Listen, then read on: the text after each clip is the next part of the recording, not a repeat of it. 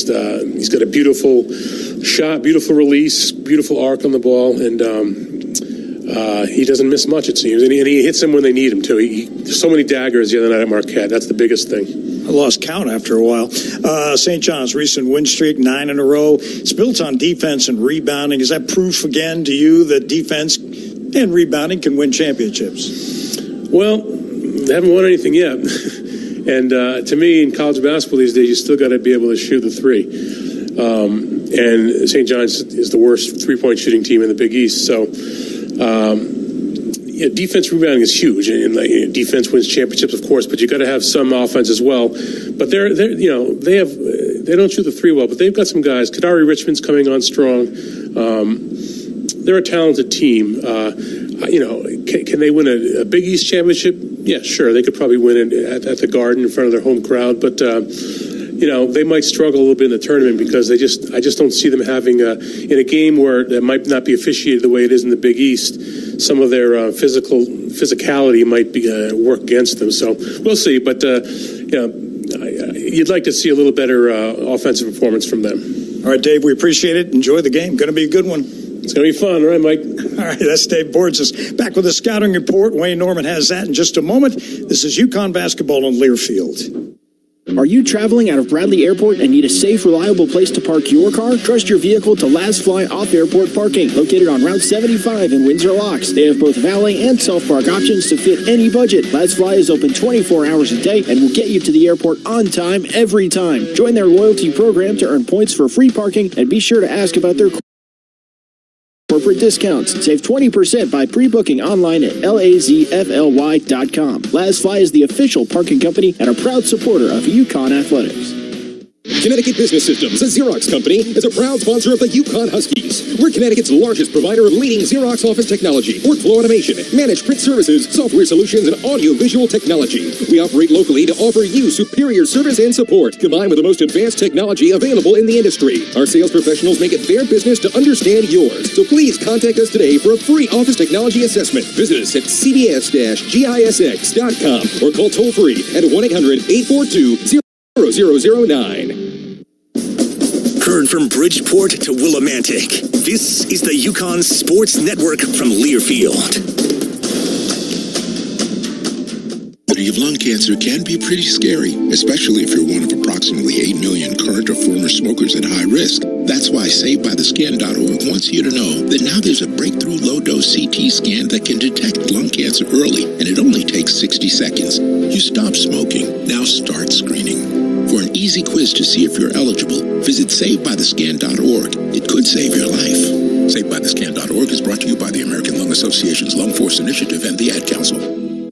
I'm a pretty great multitasker. I can wash dishes and do laundry. I can roller skate while walking my dog. I can even order lunch while doing my homework. But I can't use my phone while driving. A distracted driver is one of the leading causes of death in the United States. So when it comes to driving, please, don't be a multitasker. Don't drive distracted. A message brought to you by the National Highway Traffic Safety Administration, Project Yellow Light, and the Ad Council.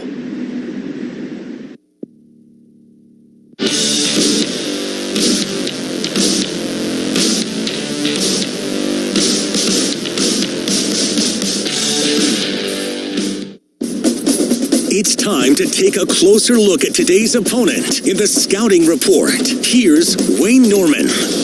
It's only appropriate tonight in the evening when Ben Gordon joins the Huskies of Honor to be joined by the guy who probably passed the ball to Ben for maybe half of his shots at UConn. That's Talik Brown, the point guard on those 2002, 2003, 2004 teams with Ben. Talik, a pleasure to see you tonight. We'll talk about Ben in a second, but right now, let's talk about this St. John's team that lost all 5 starters last year and right now are alone in first place in the Big East. To be honest, did you see that coming this year? What makes this team so good? I just say Coach Pitino. You know, he just pushes everybody to their limits. We in the gym every day. He holds everybody accountable. We put extra work in, and everybody just bought in right now. So I seen it coming. And, of course, one of the big transfers was Kadari Richmond from Seton Hall. He had 18 points, 11 rebounds in the game on Tuesday when you beat Marquette 70-64. Is it the same Kadari Richmond this year that we've seen in the prior years against UConn when Seton Hall had him? Yes, right now he's just taking it to another level right now. He's been elite for us these last few games. He's in his best shape of his life. So he just gotta stay confident and just keep it going. Malik, you're not a great shooting team, but it looks to me like you're a pretty darn good defensive team. What makes your defense so good? Just great communication, rotating, just having everybody like size, being able to switch things, just everybody just being bought in on the defensive end. And you don't take a lot of threes. Isn't your focus to get the ball inside and make things happen in the paint?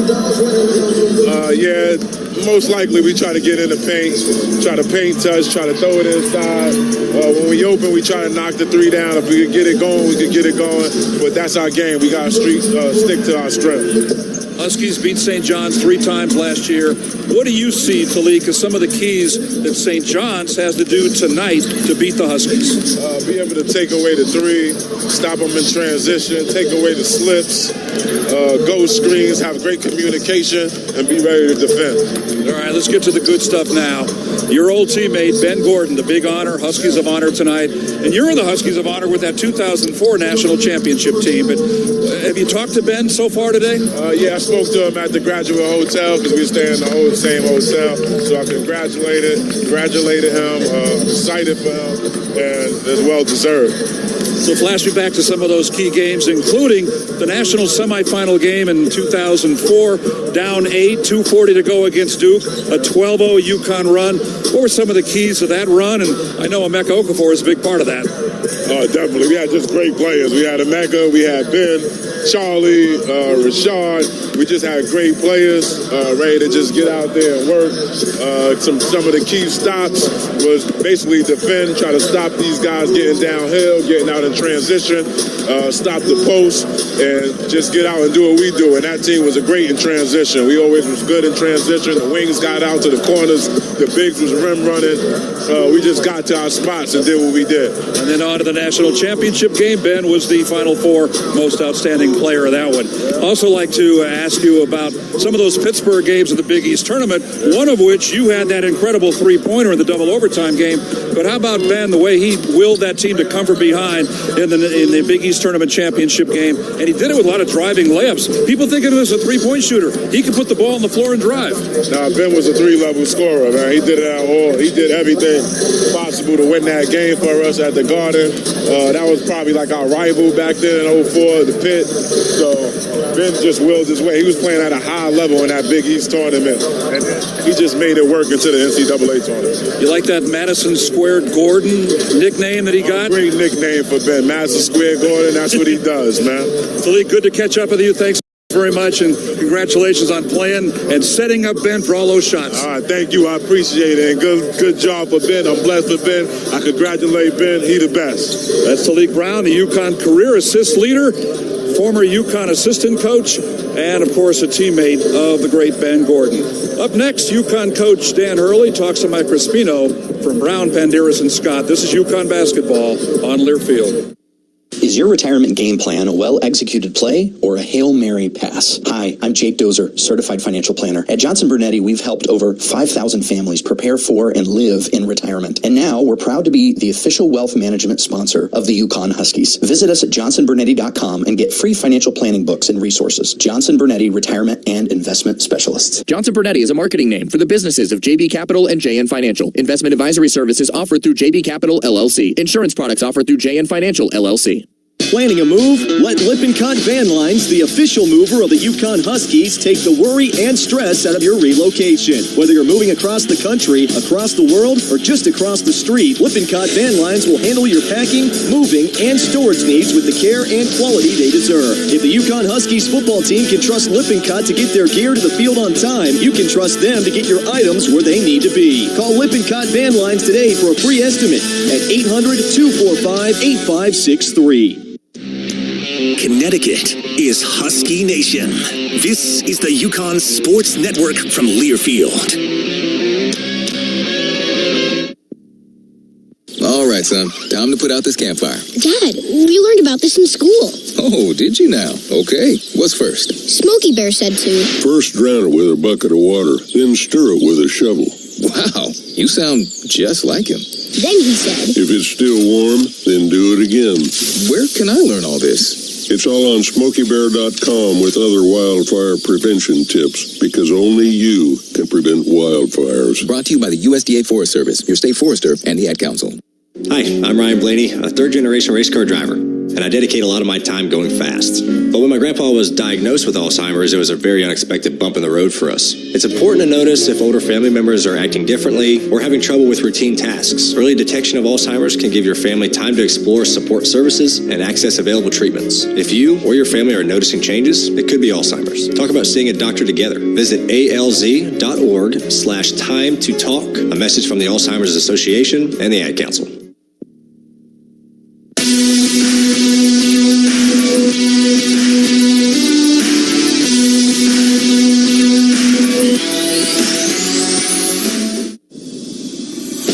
It's time to check in with UConn head coach Dan Hurley, presented by Key Hyundai, Genesis of Milford, and Middletown Chevrolet, home of the 1 million-mile powertrain warranty. With the coach, here's Mike Crispino.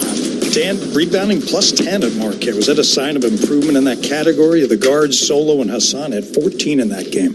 Yeah, well, they missed quite a bit of shots. They did get 17. I think offensive rebounds back, which is a negative, but it was definitely a step in the right direction for us. We're not the rebounding team that we've been, and obviously with tonight's challenge on the backboard, World War III on the boards, we got to work it out for us. They're only men allowed in the paint tonight, that's for sure. Jaden Ross, 27 minutes at Marquette, most of the season for him. He's played 80-plus minutes the last 4 games. What's gotten him on the floor more recently? Jaden Ross. Well, defense. I mean, we've struggled defensively, and he did, I thought, a really good job on Cam Jones at time and Joplin at times, and the defense has improved recently, in large part to his minutes going up. We would just like him to be a little more offensive minded while he's in there, but the defense, once we had the lead, was key. Liam McNeely has had some reps now this week. What can you hope for from him tonight? Just to have his presence on the court, and you hope that the rust isn't too bad. This is a tough first game back, for any player, especially a freshman playing against these grown men. So, it just gives us, a really, really outstanding player who's going to help us defensively on the backboard, and offensively is going to help us with our confidence too.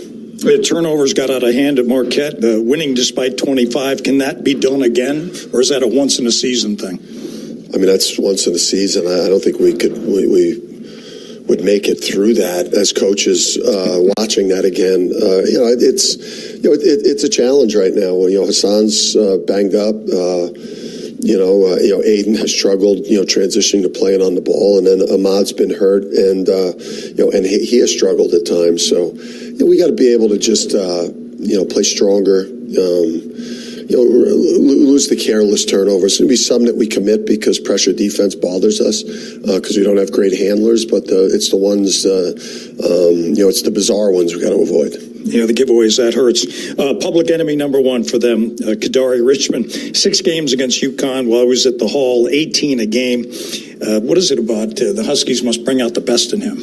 Well, I know his numbers, at the Prudential were outstanding. I'm holding on to the fact that maybe they weren't as good in here. I haven't seen that split. But he's just, he's a grown man out there. I mean, he's one of the oldest players, we'll play against, tons of experience. And now he's in really great physical shape, and he's on an excellent team. So, people are seeing, the rebounding, the driving the ball, just the defensive steals. I mean, he does it all.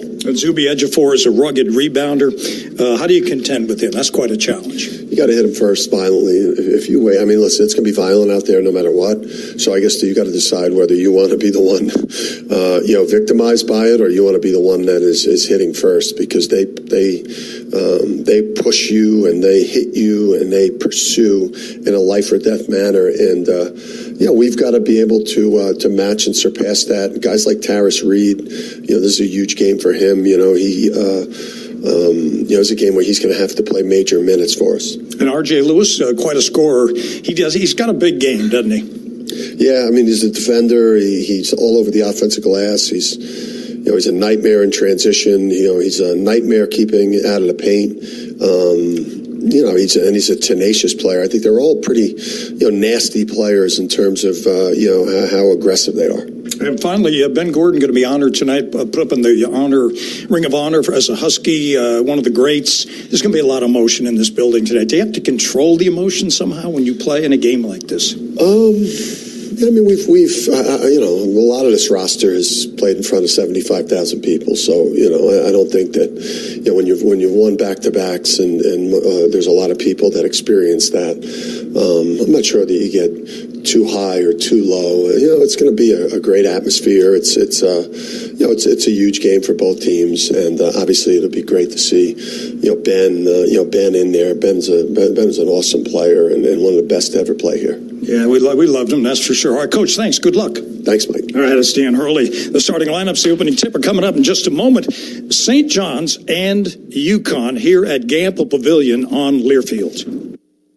Hi, this is Nick Kaplanson from Dime Bank. To win a championship, it takes more than just good players and coaches. It takes a whole community dedicated to the same goal. The same is true when it comes to banking. A successful banking relationship is built from a community fully dedicated to meeting the banking needs of its customers. If you're ready to experience a better approach to banking, come join our community at Dime. It's your bank, your choice, your Dime.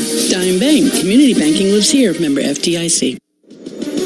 College sports fans now have access to hundreds of weekly podcasts that zero in on the college sports world. Now available in the Varsity Podcast Network and part of the new Varsity app. The app is free and available from wherever you get your favorite apps. Download the Varsity app today to have access to hundreds of national podcasts as well as your favorite team-focused podcasts. The Varsity Podcast Network, now available for free on the Varsity app. Download from the App Store and listen today. We're back in 60 seconds after this from your local station. This is the UConn Sports Network from Learfield. Let's ask their parents a lot of questions. Why can't people fly? Gravity. Is the moon really made of cheese? Yep, cream cheese. When can I move into a big kid's car seat?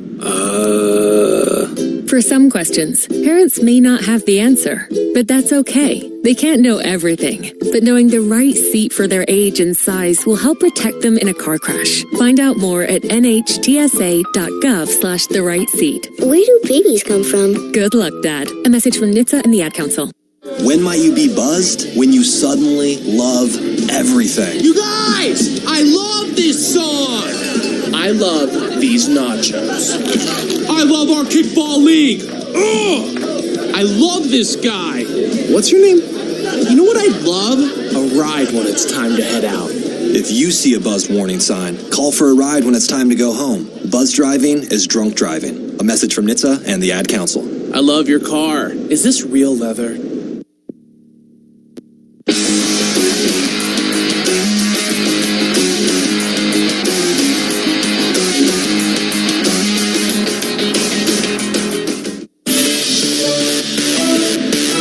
Home of the six-time national champions. This is UConn Huskies men's basketball. Sampson with a dribble handoff to DR, and they go pick and roll to Sampson.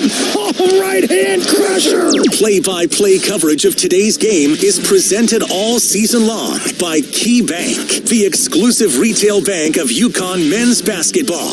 Today's game is also sponsored by Awaken 180 Weight Loss, your long-term solution for weight loss. Brown, Painderas, and Scott. With BPS Lawyers, you get more than a lawyer. You get a law firm. Connecticut Business Systems, a Xerox company. Beyond the expected. The Connecticut Lottery. Visit ctlottery.org.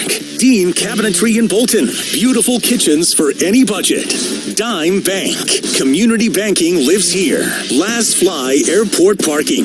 We've got lots to offer. Lippincott Van Lines. The definition of moving excellence. Key Hyundai. Genesis of Milford and Middletown Chevrolet. Home of the 1 million mile powertrain warranty. Cloder Farms in Ellington. Best sheds at the best prices. American-made custom furniture. We're worth the ride. Monaco Ford in Glastonbury and Niantic. Orthopedic Associates of Hartford. Make your move. Connect with the top orthopedic specialists at oahct.com. SeatGeek. Whether you're buying or selling basketball tickets, SeatGeek is the place to do it. SeatGeek, so Huskies fans can fan. Sullivan Automotive Group, where Liam McNeely shops. Drive like a champion with Sullivan Automotive. Trantolo and Trantolo, Connecticut's personal injury law firm. UConn Health, the official healthcare provider of UConn Athletics. Make their doctors your doctors. And by WFSB, trust Connecticut's largest, most experienced team of meteorologists. The First Alert Weather Team,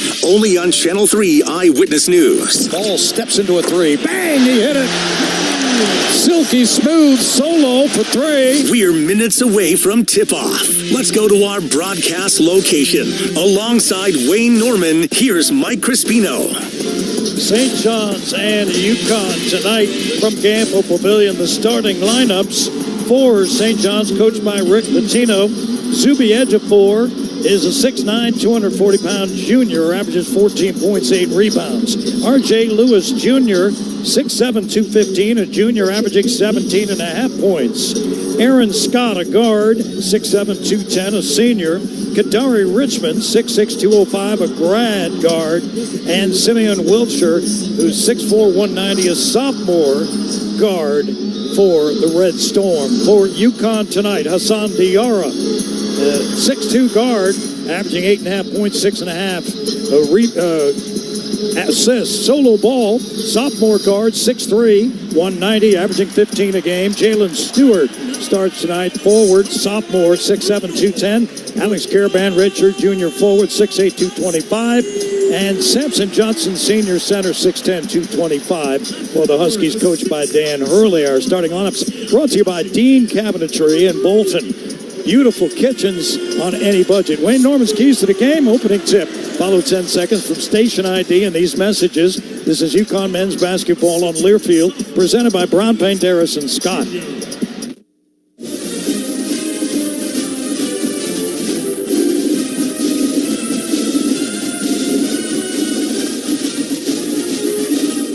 At KeyBank, we know a small moment like, whoa, my kid's got a serious backhand, can lead to an even bigger question like, tennis campus how much? And that's the type of moment where we'll meet you to help you build a savings plan for expenses big and small so your money can make money.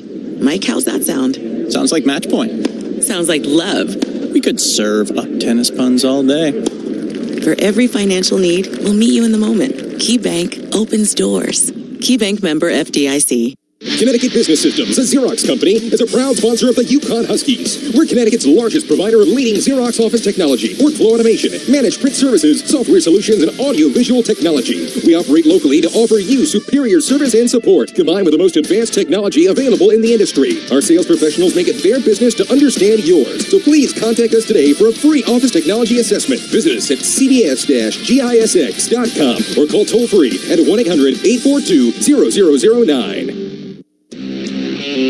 This is UConn men's basketball, presented by KeyBank. Now back to our broadcast location.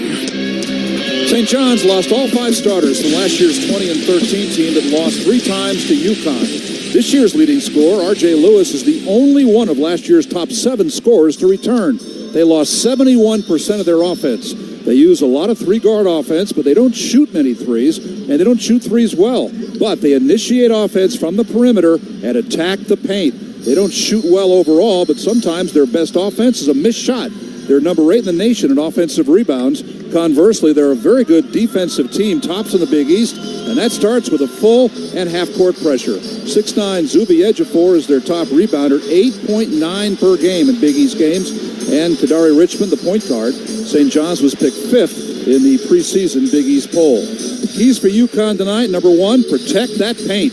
That's St. John's bread and butter, both with dribble penetration and with passes to the post. Number 2, ball security.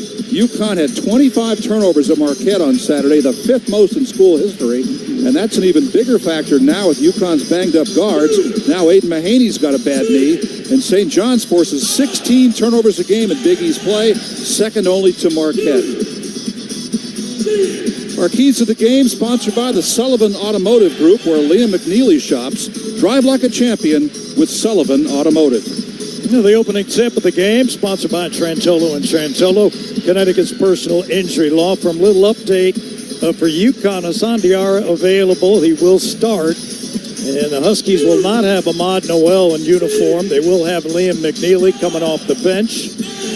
And the Huskies trying to get healthy here in the middle of the season. Now we're 2/3 of the season through as they take on the best team in the Big East Conference, St. John's. They're dressed in their road red as they come in tonight. Winners of 9 in a row and 15 of their last 16. UConn in the home white with Connecticut across the chest with the red and blue trim. The Huskies and the Red Storm. We sit courtside. Mike Crispino, Wayne Norman, and their engineer, John Ashmead. Our officials tonight, Brent Hampton, Roger Ayers, and Doug Shows. It's Ben Gordon's night. They'll put him in the Huskies of Honor at halftime, and I'll be talking to Ben during our halftime show of tonight's UConn St. John's game. One of the greats, that's for sure. Good to see him back. So it'll be Samson Johnson jumping against Zuby Ejiofor, who is the center for this team, even though they list him as a forward. He's a transfer from Kansas, and he stands 6'8", rugged rebounder. Brent Hampton will throw up the opening toss, and we're underway. Well, maybe not. It was a yip by Brent Hampton, and the tip won by the Huskies. They'll move left to right. Solo ball across the timeline on the right wing, guarded by R.J. Lewis. Out front to Jalen Stewart, left wing Hassan Diarra. Diarra now spins it right, kicks it right to Ball, who drives right. A little floater by Solo is good. Little 10-foot runner. Here comes St. John's back the other way, and they try to beat the Huskies down on a layup, and a foul is called. Simeon Wilcher fouled by Caravan. So a quick counter by the Red Storm after the opening bucket from Solo Ball, and there'll be 2 free throws for Wilcher. St. John's number 2 in the Big East, number 31 in the nation in fast break points. So that was something the old Jim Calhoun teams of the 90s used to do, including Ben Gordon's team in 2002 to 2004. You score a hoop, we're going to beat you down the court while you sit there and celebrate. The sophomore guard, Wilcher, makes the first. He's from Plainfield, New Jersey. Went to Roselle Catholic, famous school down there. He was their highest-ranked recruit in 10 years at St. John's. You don't want to put him on the line. He's their top free throw shooter, 86%. Wilcher's second one goes up, and they missed it. As I said, rebound, Samson Johnson. It gives to Hassan Diarra. 2-1 UConn early, 30 seconds in. Here's Diarra on the right sideline at the hash, and a handoff to Solo. Out front to Jalen Stewart. Right wing, it's Diarra. Diarra kicks to Caravan, who turns and fires a 3, in and out, and rebounded by Jalen Stewart. Stewart kicks to Samson Johnson, who spins in traffic, and he is fouled. Kadari Richmond got him. As the Huskies on the offensive glass, Jalen Stewart soaring in to get it. That'll put Samson Johnson on the line. Samson, a good man to go to. He's been so hot of late. On the season, 79%, but in the last 16 games, 82%, and from the line, he's made 14 of his last 16. Not a strength in his first 3 years at UConn, but he's been almost automatic there. And I did so well the last time saying a guy was a good free throw shooter. Samson makes the first. Field goal shooting, he's outstanding too, 78%, 67 of 86.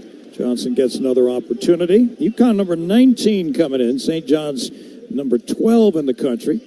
And Sampson's second one is up and good. UConn leads it early, 4-1 in the opening minute. Kadari Richmond be guarded by Diarra as he comes up the court, and they work on the perimeter. Back to Richmond, who starts right, tries to attack Diarra, kicks it left to Aaron Scott for three, and Aaron Scott buries it to tie the ball game at 4. He'd been 1 for his last 7, but a clean look from the left. Yeah, just a 28% three-point shooter. He made that one. Actually, he was guarded pretty well, but it's a good shot, and we're tied at 4. Here's Diarra outside the arc, and he gives to Solo for 3. Long one. Bang! He knocked it down. Solo ball drills a 3. UConn leads 7-4. Richmond quickly to the front court. On the bounce. Gives it up to Wilcher. Now on the left wing, it's Scott. Aaron Scott, right wing to R.J. Lewis. Lewis tries to drive it. Pull-up 20-footer by Lewis is good. And St. John's off to a good start. 7-6, the Huskies lead. Just 2 minutes into it. And Diarra across the timeline. Left to right on the right sideline. Out front to Samson Johnson. Hands to Ball. Ball being hounded by Lewis. He gives to Samson Johnson. Back to Solo on the left sideline. Lewis is all over him. Gives it up to Diarra on the right wing under 10.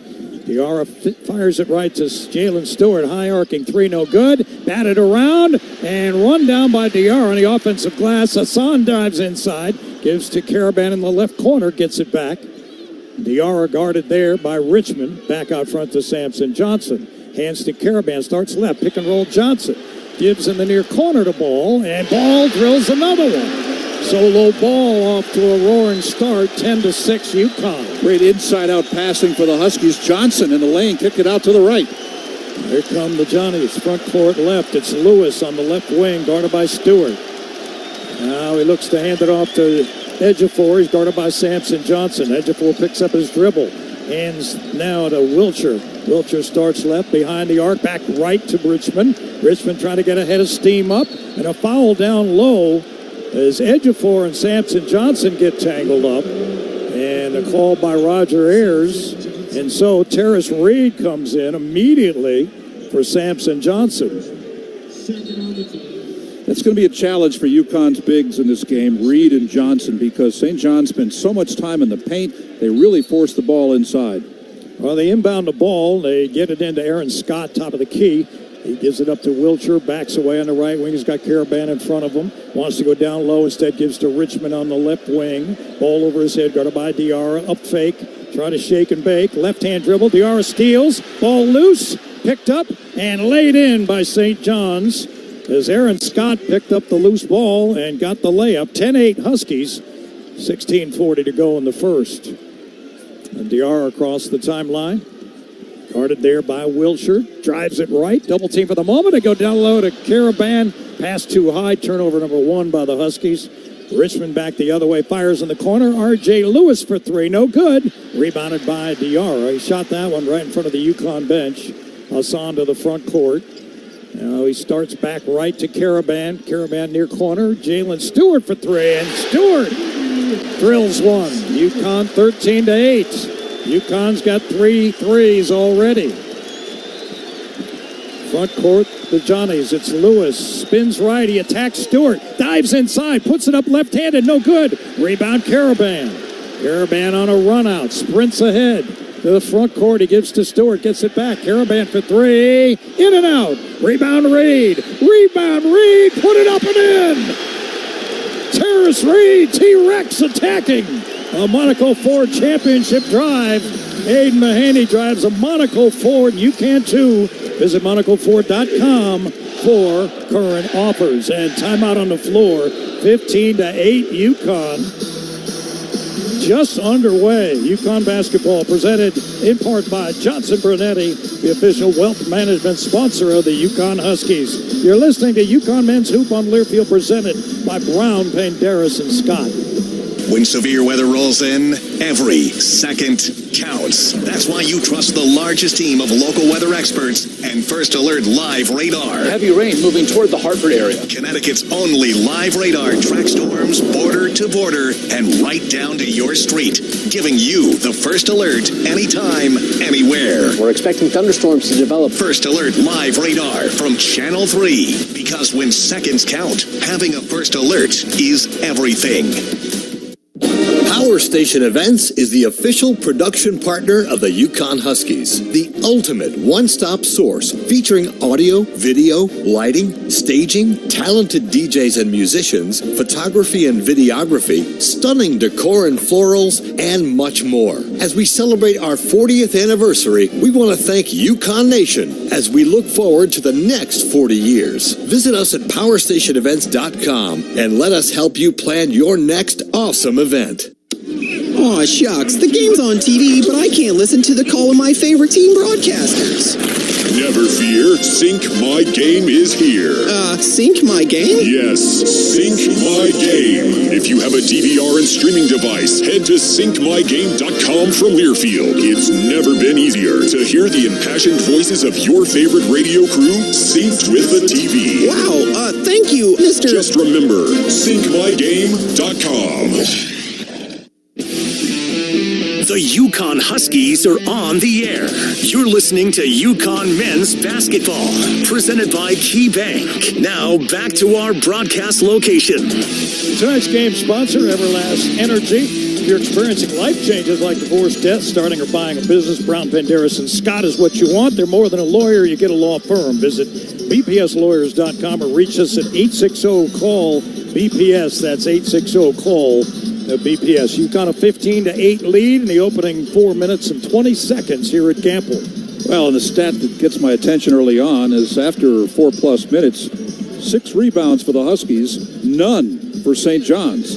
And there's been a couple in there to get, including at the offensive end. They're 3 for 5 shooting. But the Huskies also have 3 offensive rebounds. The most recent one put up after the missed 3 by Caravan, and Terrace Reed got it. And he drew the first foul on the leading scorer for St. John's, R.J. Lewis, who averages 18 points a game in Big East Conference play. That was a clean look by Caravan under the top of the circle, but he's now 2 for his last 17 from three-point range. But there was Reed inside to clean it up, and he'll go to the free throw line here in a couple of seconds. St. John's coming in with a 9-game winning streak. They just snapped a 6-game losing streak to Marquette at the Garden recently. They dropped 4 in a row to UConn as they come into this one. Liam McNeely's going to come in the ball game here. That's why the crowd is cheering. The first time we've seen him in a while.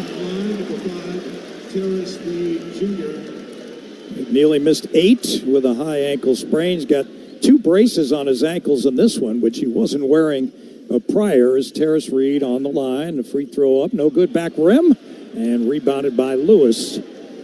He'd been so good from the line in the last couple of games, not so much. Davon Smith has come in the ball game. He gives it up to Aaron Scott, back out front to Ejiofor. Ejiofor, the ball over his head. The open man is Wilshire, and Wilshire's 3, no good. Rebounded by Jalen Stewart. That came from the right wing. Outlets to Ball, solo to the front court on the right sideline. Picks up his dribble and gives to McNeely. McNeely at the foul line extended out front to Terrace Reed. Reed now puts it on the floor, gets it back to McNeely. McNeely starts right to the basket. He gets bumped, down he goes, and 2 free throws are coming. That's what UConn's missed in these last 8 games. His ability to put the ball on the floor, dribble, penetrate, and if he doesn't get the layup, well, he'll get fouled. And the crazy stat was that he was UConn's leader, right now is tied for the team lead in free throws made at 51. Caravan just tied him. Well, Caravan played most of those 8 games that McNeely was out. So it just goes to show how many times McNeely gets fouled, goes to the line. He's taken the second most free throws on the team. And the first one goes in. That must feel good. He's been in street clothes for over a month. Interesting to me that they bring him off the bench, and it takes him one offensive set to get him the ball and have him attack, and that's what he does so well. Second one, no good off the right rim, 1 for 2. 16-8, UConn has doubled up St. John's early. Davon Smith to the front court left to R.J. Lewis. Now they work on the perimeter. Back to Smith. Smith drives right and kicks in the far corner to Lewis. No good. Rebound ball. Ball on an outlet. Jalen Stewart dives to the basket and stuffs it home. Oh, Rip City. Jalen Stewart. UConn running and gunning. They lead 18-8. And it all starts with those defensive rebounds. All right, here's Lewis on the left wing trying to beat Stewart off the dribble. He can't. He hands it over on the left wing to Simeon Wiltshire. Wiltshire ties up three. In and out. No good. Rebound. McNeely on a run out. McNeely gives to Diarra on the left sideline. They deal it to Jalen Stewart for three. Oh, he buried it. And a timeout, Rick Pitino. 21-8. UConn firing on all cylinders to start this one. Huskies 7 of 10 from the floor, 4 of 7 from 3. And this is shades of what Jalen Stewart did in that first 4 minutes of the game at Marquette on Saturday night, banging away for 3 quick threes. He's got the 1-3 here. And one thing UConn has done well recently, run. Jalen Stewart got that defensive rebound after a missed St. John's 3, got the fast break dunk. That is his 9th dunk of the year. And then after another missed 3, this one by Wiltshire, he's able to get the ball in transition and launch that 3 from Diarra and give UConn an 11-0 run. So for UConn, that is now their 13th run of 10-0 or more this year. And before the game, I saw Jalen Stewart warming up. I said, I'm changing your name. It's the Igniter. Because what you did in Marquette was awesome. 3 straight threes got UConn off to a good start, and he's up to his old tricks again so far tonight. St. John's is the worst three-point shooting team in the Big East, and their last 3 shots have all been missed threes. They're 1 for 5 from 3, and UConn's gotten the defensive rebound. All right, they work the front court left. Lewis in a weave to Kadari Richmond. Puts it on the floor left-hand. He tries to attack Diarra, and he stole it. It's loose and picked up by Terrace Reed. He gives to McNeely. Front court, Liam. Liam on a handoff to Diarra. Out front between the rings, guarded by Davon Smith. Diarra now starts to his left.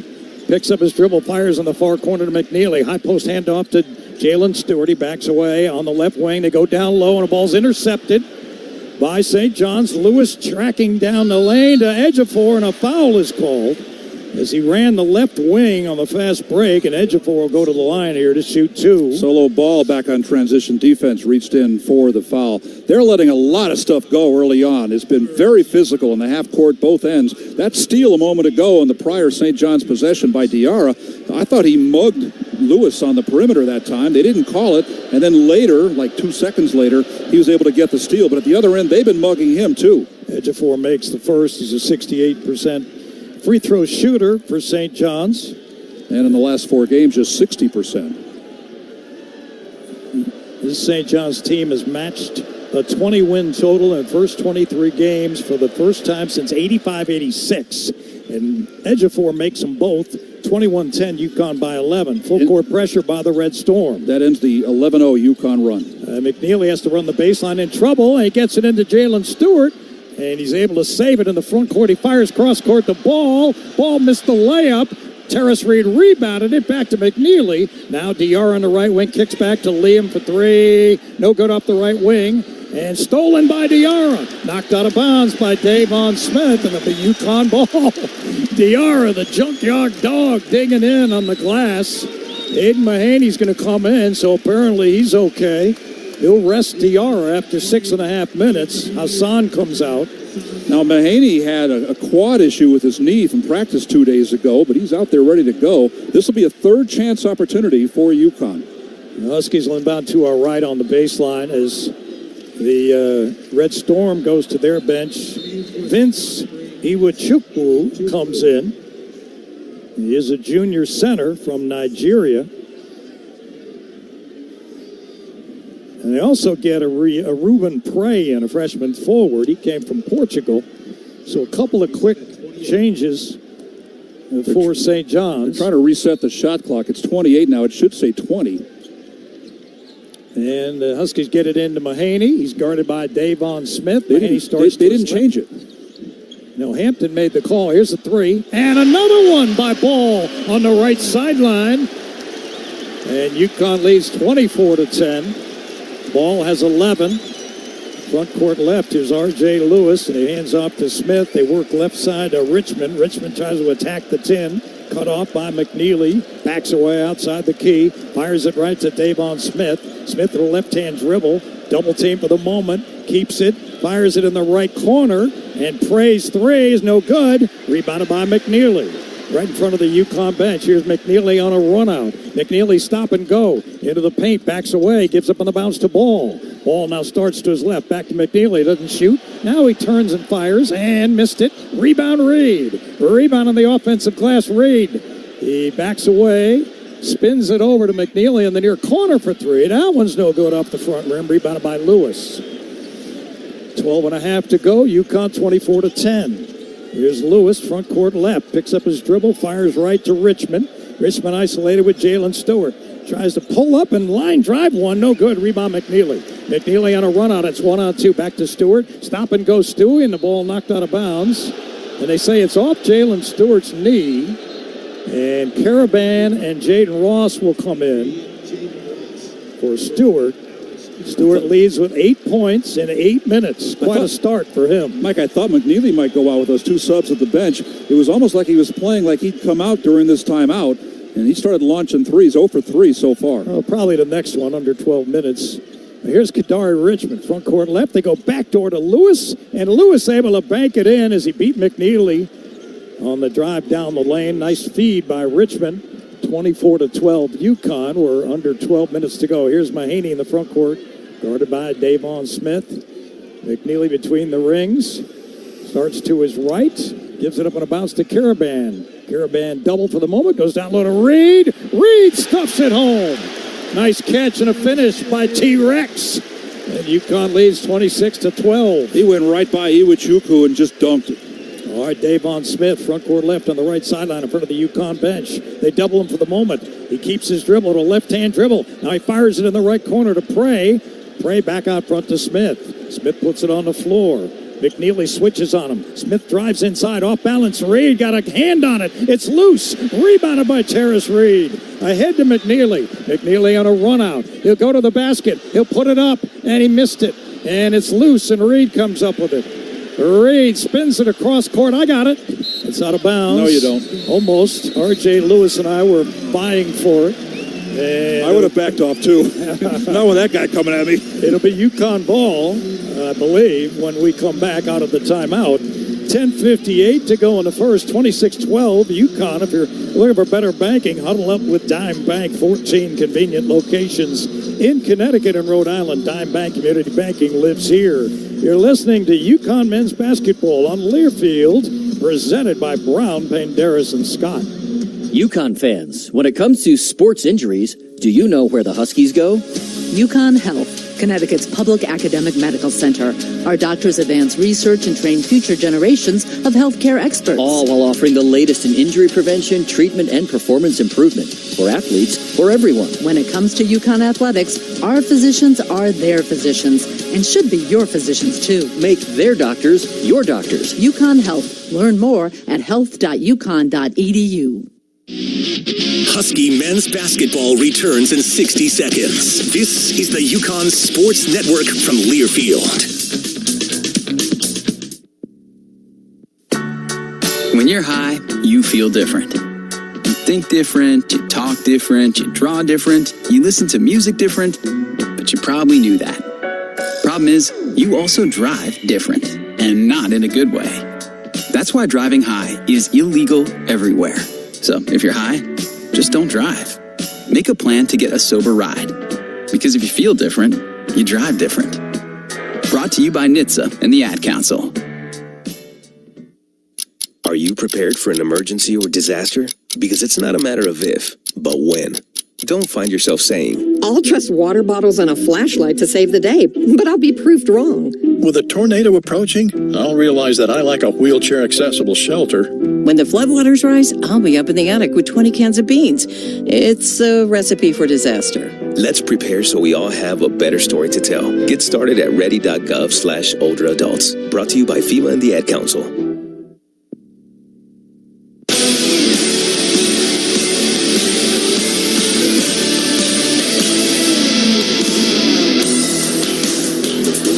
The Ice Bus continues its month of February homestand tomorrow afternoon at the XL Center. They take on the Riverhawks of UMass Lowell. Bob Joyce will be on the call. Radio pregame 3:15 here along the UConn Sports Network, the Varsity Network app, and the VarsityNetwork.com. 26-12 UConn in the opening 9 minutes. Huskies have made 9 of 17 and 5 threes. You took in a little hockey this afternoon across the street here. Huskies lost that game to UMass 5-4. What'd you think? I shouldn't have left. They were leading when I left. Oh, we should blame you. Yeah, blame me. 2-0 lead, 3-1, and then UMass got a little spark, and they ended up scoring a bunch of goals late and won at 5-3, I believe. 5-4 was the final, actually. Well, rebounding has been a difference in this game. Earlier I said it was 6-0. Now it's 16-3 in favor of UConn. Reed's got 5 rebounds, 4 offensive, and offensive rebounds have been a big story with 7 of UConn's 16 at the offensive end. Second chance points, 10-0 UConn. St. John's not shooting the ball well so far, 4 for 12. They've missed 8 shots. They do not have an offensive rebound. So Liam McNeely has been on the floor for 4 minutes and 45 seconds. He's 0 for 4 from the floor. 3 of those are 3-pointers. He's still in the game after missing all those games with the high ankle sprain. McNeely will inbound. It'll be Mahaney, Terrace Reed, Jaden Ross, and Alex Caraban for the Huskies. The inbound right in front of us, and having trouble, McNeely gets it into Caraban in the backcourt and over to Mahaney. Mahaney will dribble across the timeline, left to right. It's guarded by Davon Smith. Mahaney puts it on the floor, the left hand all the way to the basket. Can't get the shot off, kicks it right to McNeely. McNeely spins on the baseline, back out front to Mahaney. He's got to throw it up, and the shot clock was running out, so not a good possession. 4 turnovers by the Huskies. Well, he launched that shot. There's more physicality going on, and I'm surprised some of this isn't being called. They're just letting them play. All right, McNeely comes out. He played 5 minutes, went 0 for 4, 0 for 3 from 3, and made 1 free throw, 1 of 2. So St. John's with it, 10.5 to go here in the first. Davon Smith across the timeline right to left. R.J. Lewis on the left wing.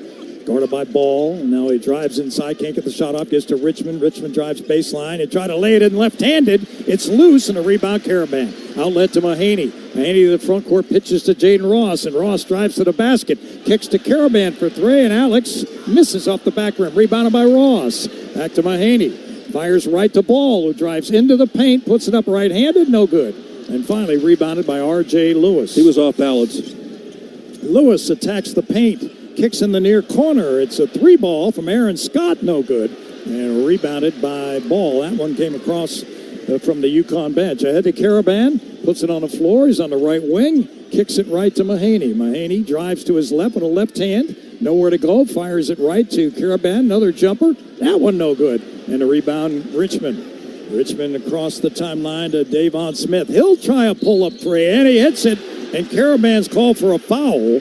So it could be a 4-point play here for St. John's. And that's just what the doctor ordered. They've had trouble scoring. And that's big, too, because it's the captain's second foul of the first half. Caraban 0 for 4 so far, and he'll go to the bench. Reed will come to the bench. He's now hit 2 of his last 20. He's had good, clean looks, too. Here's Samson Johnson.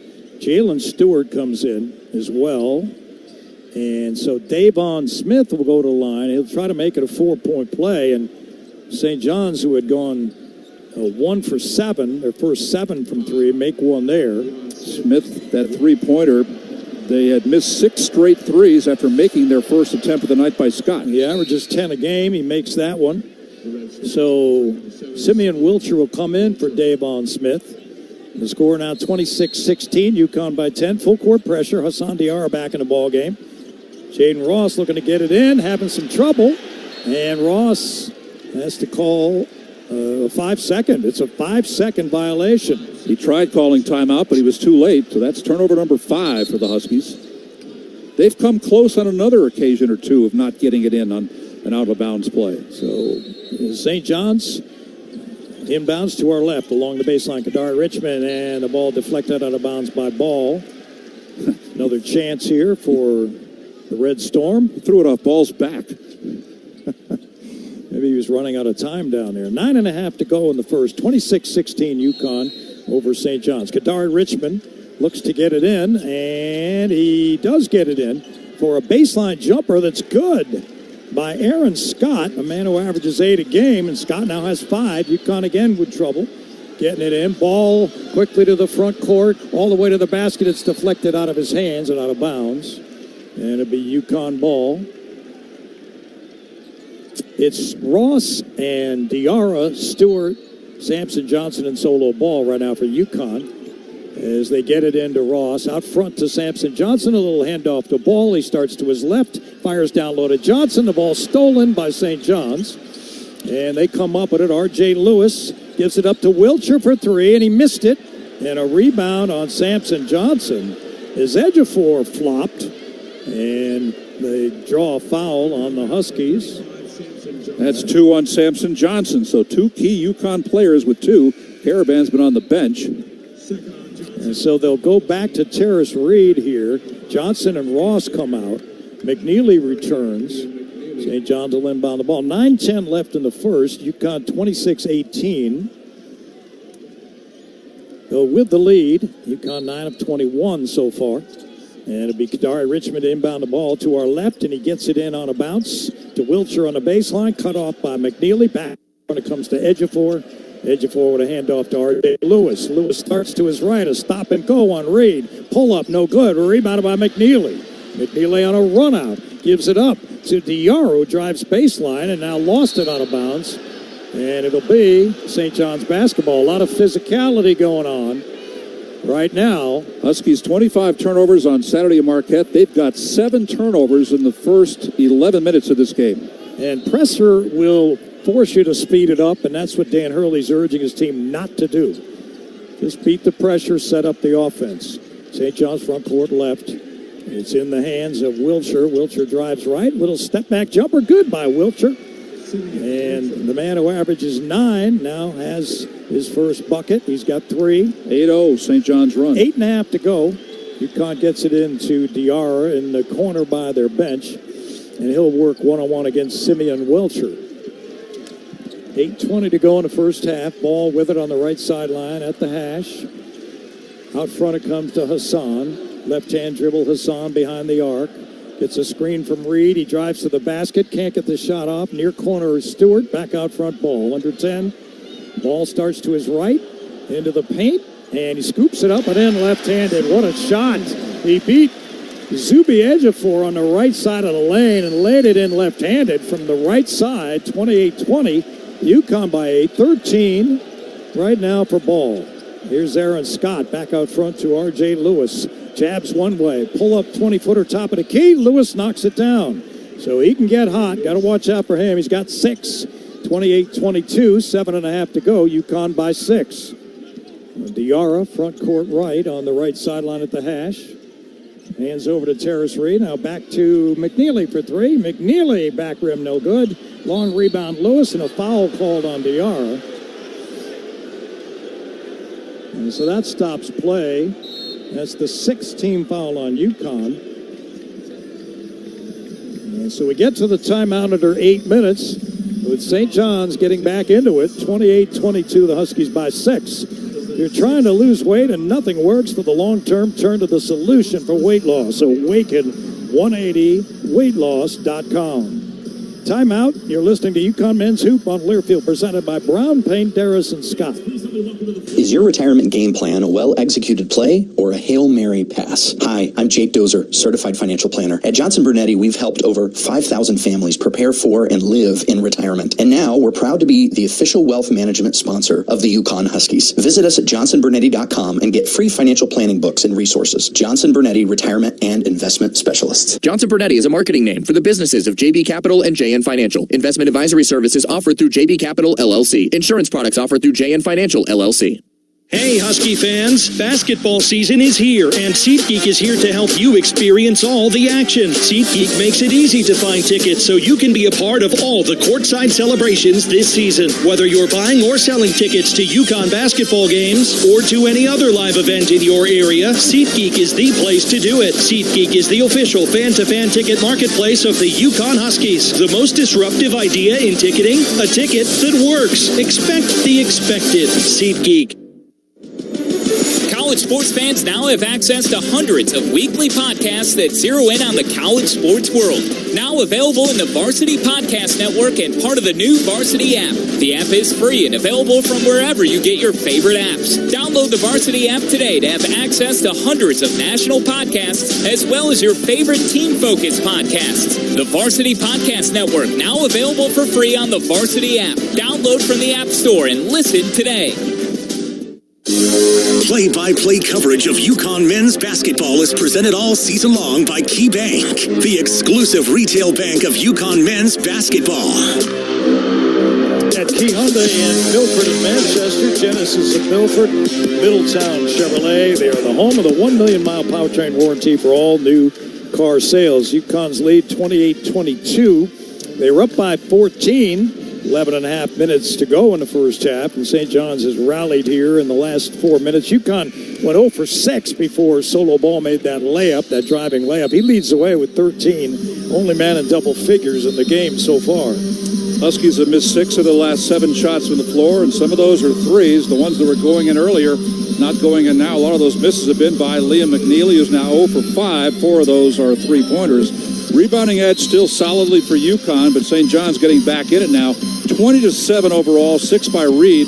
Huskies 8 offensive rebounds, still 10 second chance points to none for St. John's. They have one team offensive rebound, but no player has an offensive rebound. But the equalizer is the turnovers. UConn already with 7, and St. John's has outscored UConn 8-0 off turnovers. The Red Storm have only 1. This, of course, Ben Gordon's night. Will be honored at halftime, joining the Huskies of Honor. And Ben sitting behind the UConn bench right now. Here's Qatari Richmond right to left in the road red of the Red Storm. It's guarded by Diarra, top of the three-point arc, puts it on the floor, drives by him in traffic. He reverses it, he missed it, and a rebound batted around. McNeely came up with it. And McNeely into the front court to our right. McNeely ball, Diarra Reed for the Huskies. And Diarra on the high post handoff to Reed, left of the lane. Reed now heads to Diarra, guarded by Qatari Richmond, tries to blow by him, and Richmond fouls him. And a mock cheer for Brett Hampton, the official. Well, Richmond's been such a pain in the side for UConn in his 4 years at Seton Hall and now playing at St. John's. He's their third leading scorer at 13 points a game in Big East play, but he's now 0 for 3 from the floor. Now, what he just did on that last St. John's possession, he drove the lane, missed the layup. He's gotten chances, but he's also got 4 assists. The inbound of McNeely hands over to Diarra, top of the arc, guarded by Davon Smith. He's doubled for the moment, in trouble, and steal by Smith. Nice play. Smith running to the front court, and a nice feed to Ejiofor, who dunks. And the Red Storm have cut the lead to 4, 28-24. Just a sloppy handle there by Hassan. And a good steal by Davon Smith. Here comes ball on the front court right, guarded by R.J. Lewis. And he hands off to Diarra, out front to Terrace Reed. Reed on a handoff to McNeely, who spins to his right. McNeely now to ball. They go down low to Reed. Reed back to the basket. Doubled for the moment. Spins in traffic. Puts it up and missed it. Hit the bottom of the rim. It's rebounded by the Red Storm. Here they come quickly, and the ball intercepted by Jalen Stewart. Out of bounds it goes. Turnover's the big issue for the Huskies now, is they've got the total of 8, but 5 of those have come in the last 5 minutes, and that's when St. John's has made what's now a 12-2 run. R.J. Lewis will inbound in front of the UConn bench across from where we sit at midcourt, and Lewis gets it in to Aaron Scott. Scott now to Ejiofor, top of the arc. They go over the defense to R.J. Lewis, working on Jalen Stewart, and he's able to lay it in, and a foul is called. Nice play by R.J. Lewis, and St. John's can get all the way back within 1 if he completes the three-point play. And Lewis with a big-time play in the paint that time. And Ejiofor, the 6'9" junior forward, was outside the free throw line, made a hook pass inside for a lob that wound up going for the layup. Diarra gets his second foul. All right, so a timeout's been called by Dan Hurley here. Huskies got to talk it over. They got off to a hot start, but they're now 10 of 24 from the field, 42%. And St. John's on, as you mentioned, a 14-2 run now for 342. They've made 4 of their last 5. And those turnovers are missed opportunities. UConn's had 5 of them in the last 5 minutes and 43 seconds. Yeah, what's saving them has been the rebounding. Right now it's 21-8, the rebounding for the Huskies, but Stewart, now they say Stewart had the foul, not Diarra. That's big. Yeah, Stewie now has his first. St. John's, their highest AP ranking since 2000. Their first regular season top 15 since 1999 as they come in here at 20-3, riding that 9-game winning streak. Talking about Ben Gordon, here to be Husky of Honor tonight. 2 years he played with Denham Brown. On today's date in 2002, Denham Brown, playing in high school in Toronto, had 111 points in one game. And Lewis, oh, that's crazy, makes the free throw. It's a 28-27 UConn lead.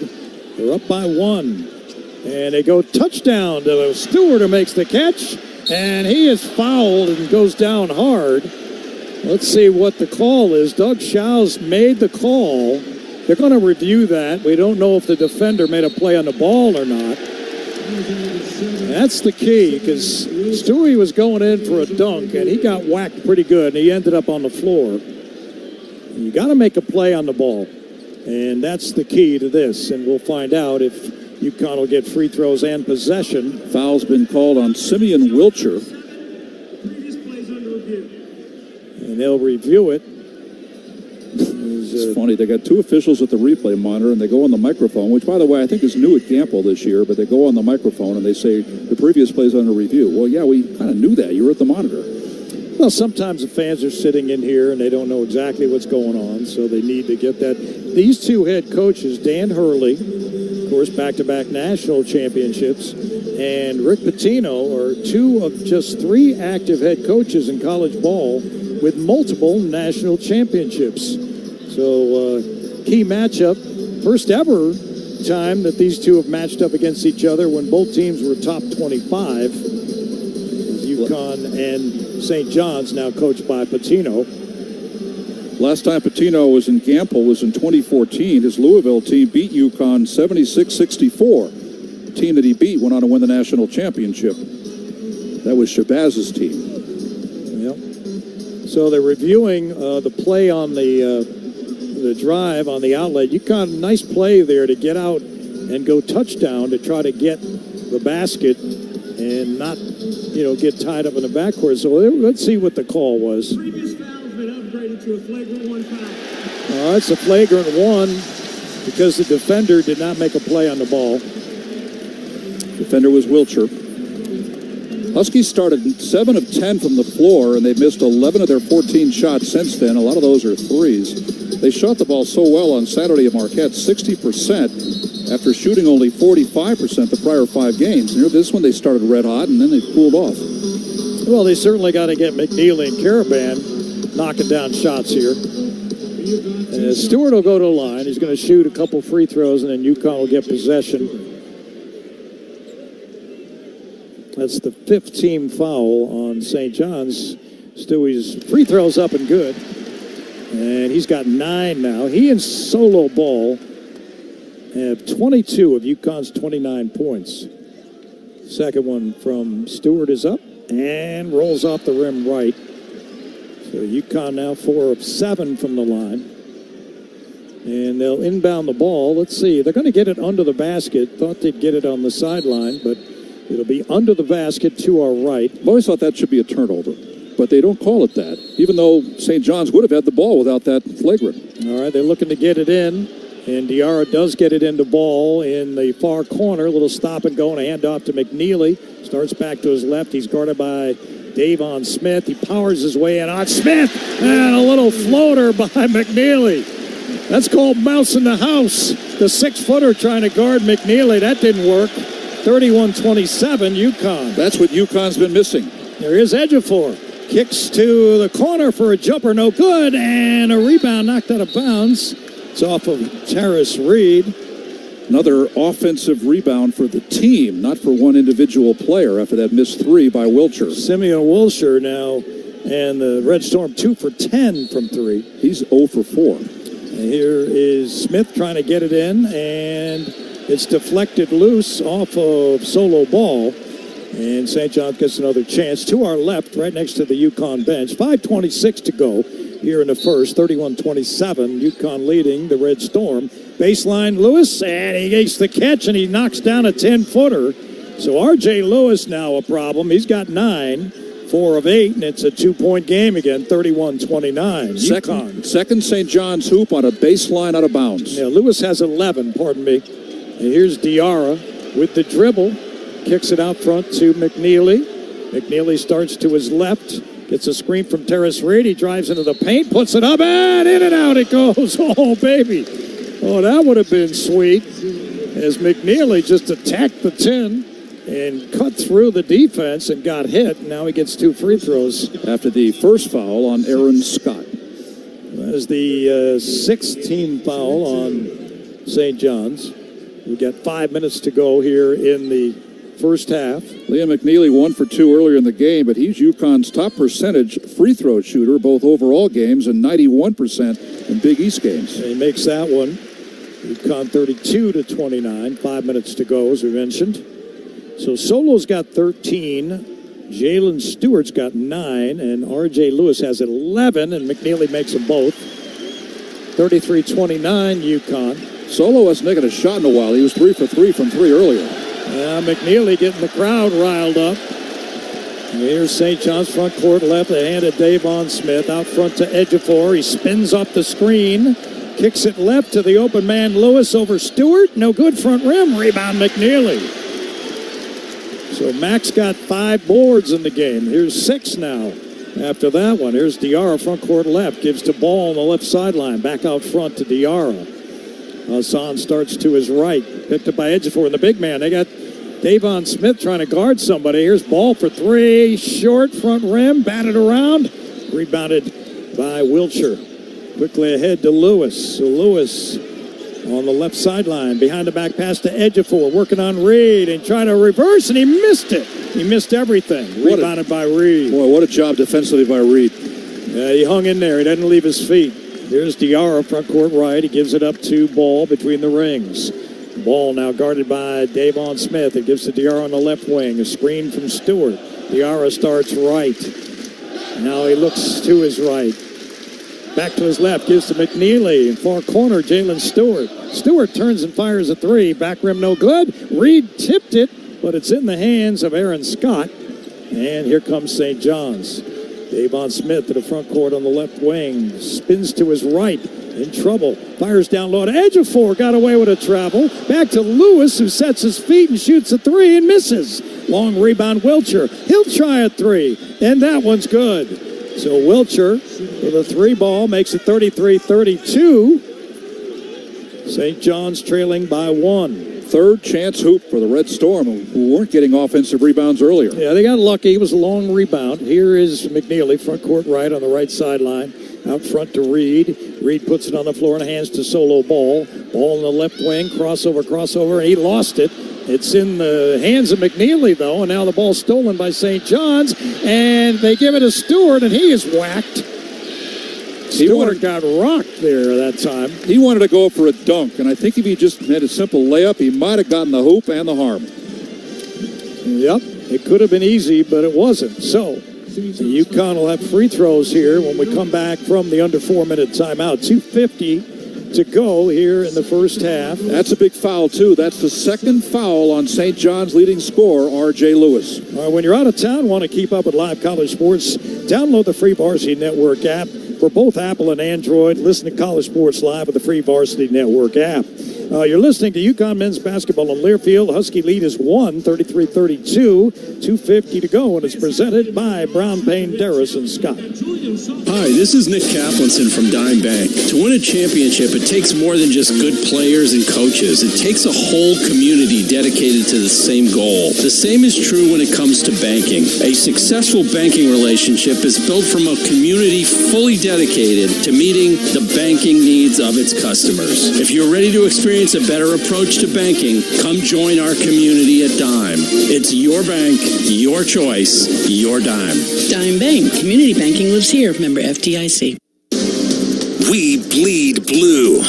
This is the UConn Sports Network from Learfield. Comes to a gun suicide attempt, All it takes is a moment. My son, Ricky, took his life by the use of a firearm. It broke me, and I contemplated suicide. My grandson, I was going to have to be here for him. I still own my firearm. I keep it in a safe because I want to keep my grandson and myself safe. Store your guns, locked, unloaded, and away from ammo. Hear more safe stories at endfamilyfire.org. Brought to you by Brady and the Ad Council. This message is for Shauna, my mom, who just finished her high school diploma. I wanted to say I'm so proud of you for finishing school. You taught me it's never too late to achieve your dreams. I hope to make you as proud as you have made me. When you graduate, they graduate. Finish your high school diploma for you and for them. Visit finishyourdiploma.org to find free and supportive adult education centers near you. Brought to you by the Dollar General Literacy Foundation and the Ad Council.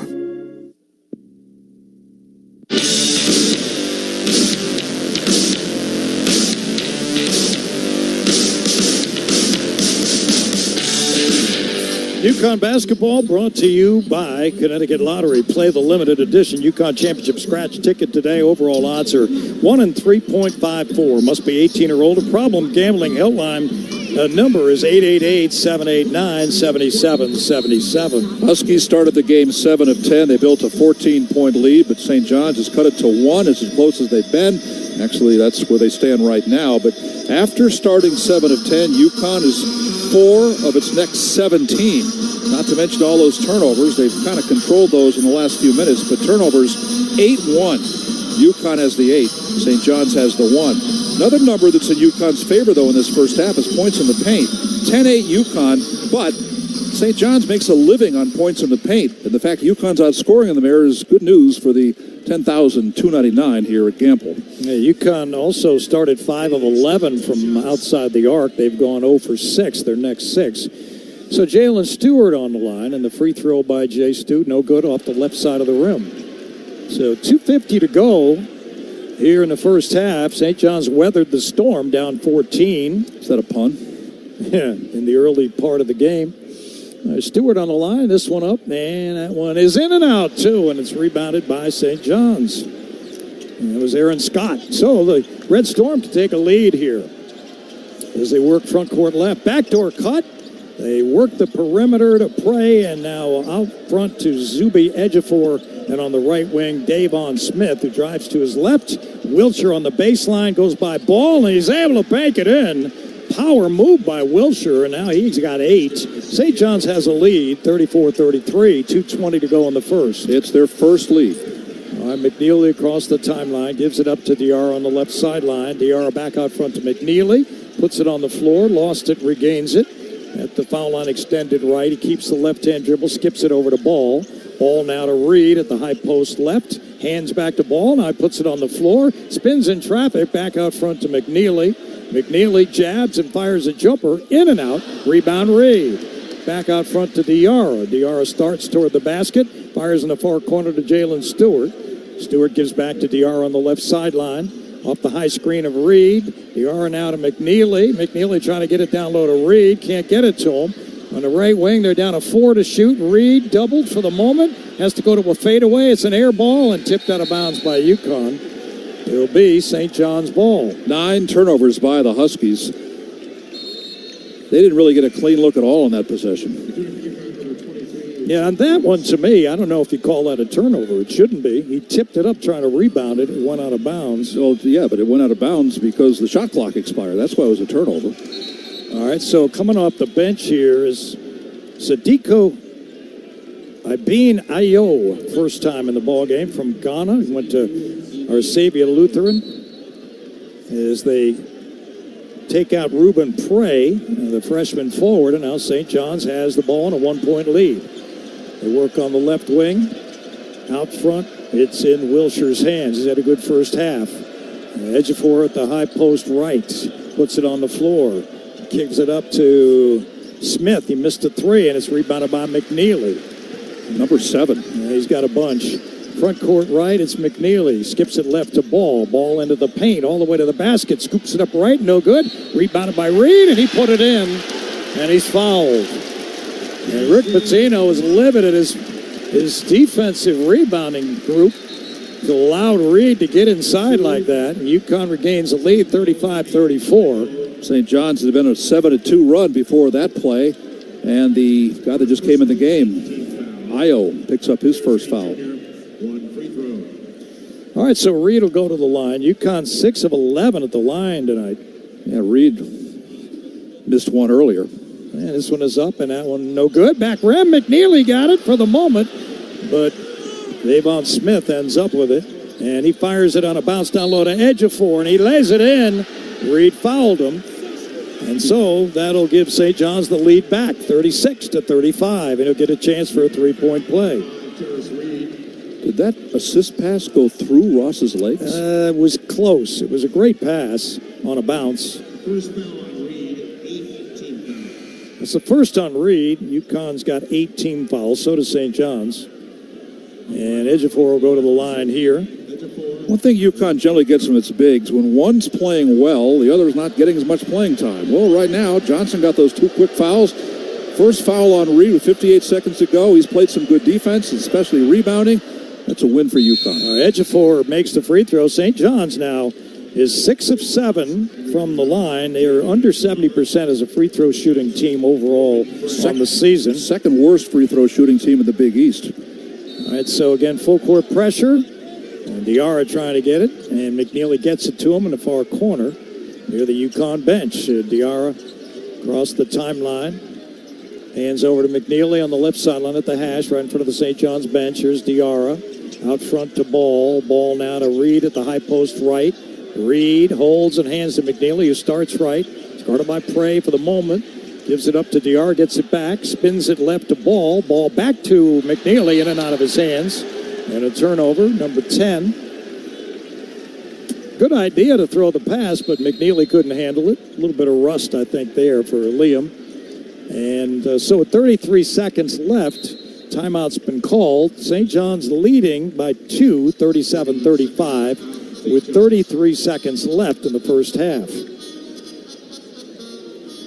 25-9 run by St. John's at this point. And McNeely in his first game back in over a month, about 5 weeks. He's 1 for 7. Missed all 5 of his threes. Let's pause 10 seconds for station ID. You're listening to UConn Men's Basketball in Learfield, presented by Brown, Penderis, and Scott.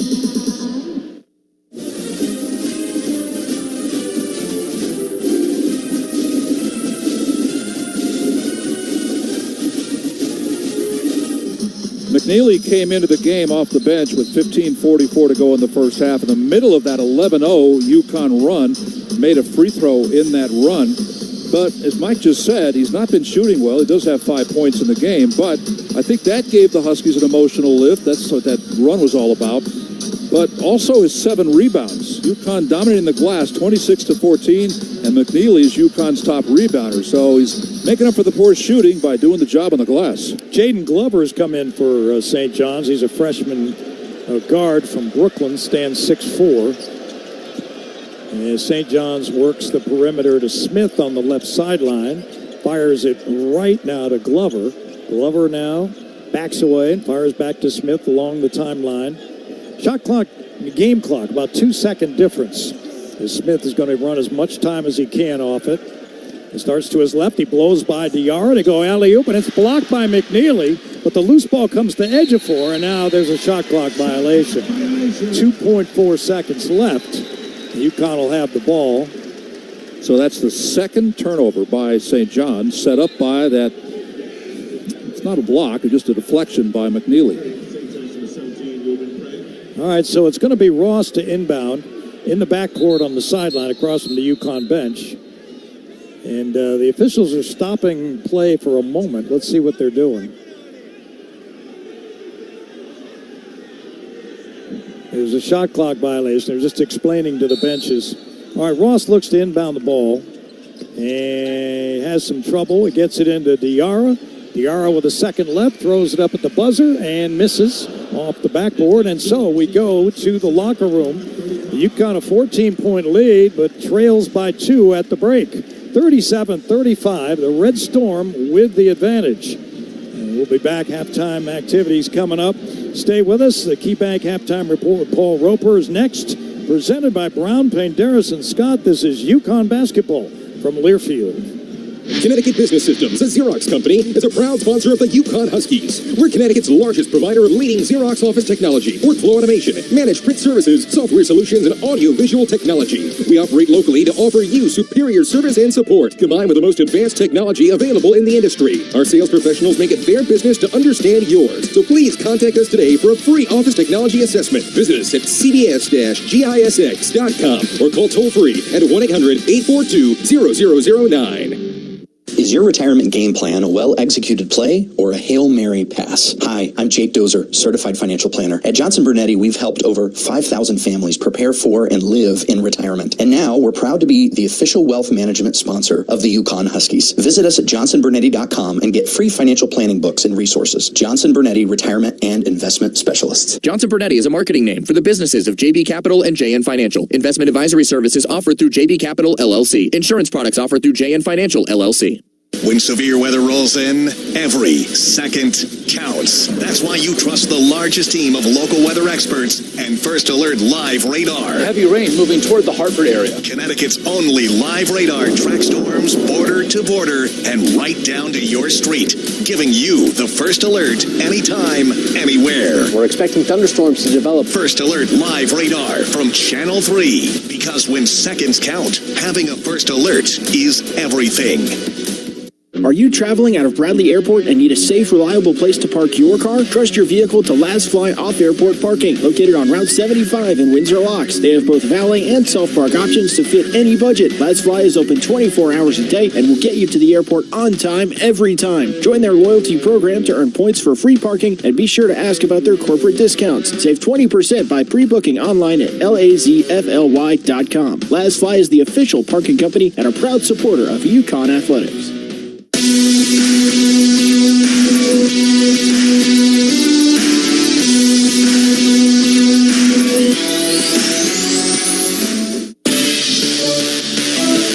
20 minutes are in the books. This is the KeyBank Halftime Report. KeyBank is the exclusive retail bank of UConn men's basketball. Coming up, we'll recap the first half and check scores from across the country.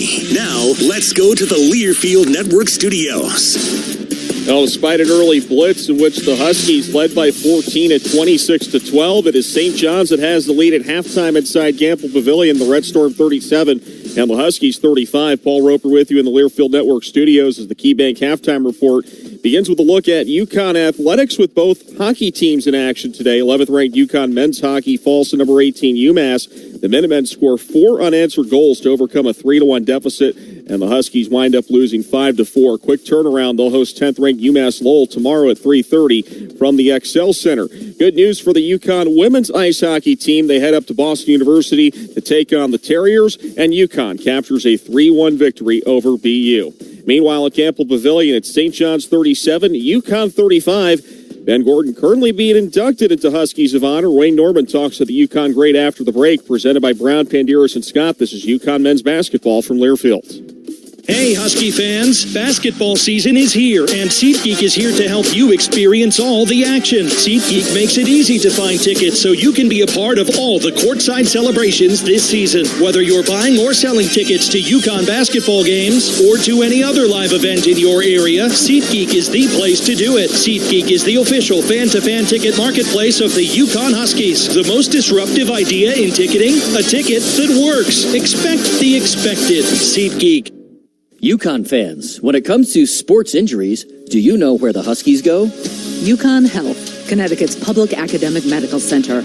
Our doctors advance research and train future generations of healthcare experts. All while offering the latest in injury prevention, treatment, and performance improvement for athletes or everyone. When it comes to UConn athletics, our physicians are their physicians and should be your physicians too. Make their doctors your doctors. UConn Health. Learn more at health.uconn.edu.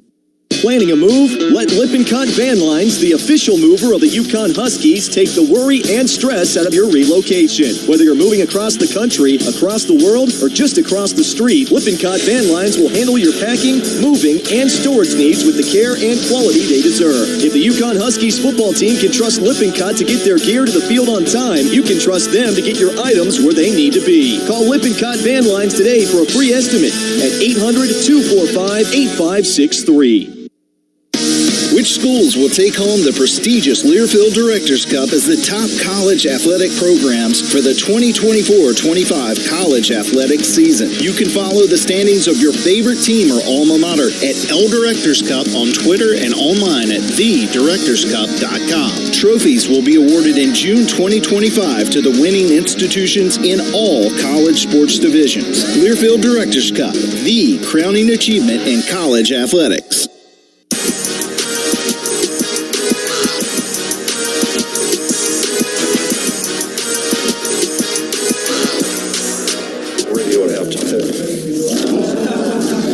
His number 4 is going up right now in the Huskies of Honor. It's the great Ben Gordon, number 7 on UConn's career scoring list with 1,795 points. And what's it like for you to be back inside Campbell, especially the night when your number goes up there in the Huskies of Honor? I mean, it's amazing opportunity and ceremony for my family and I.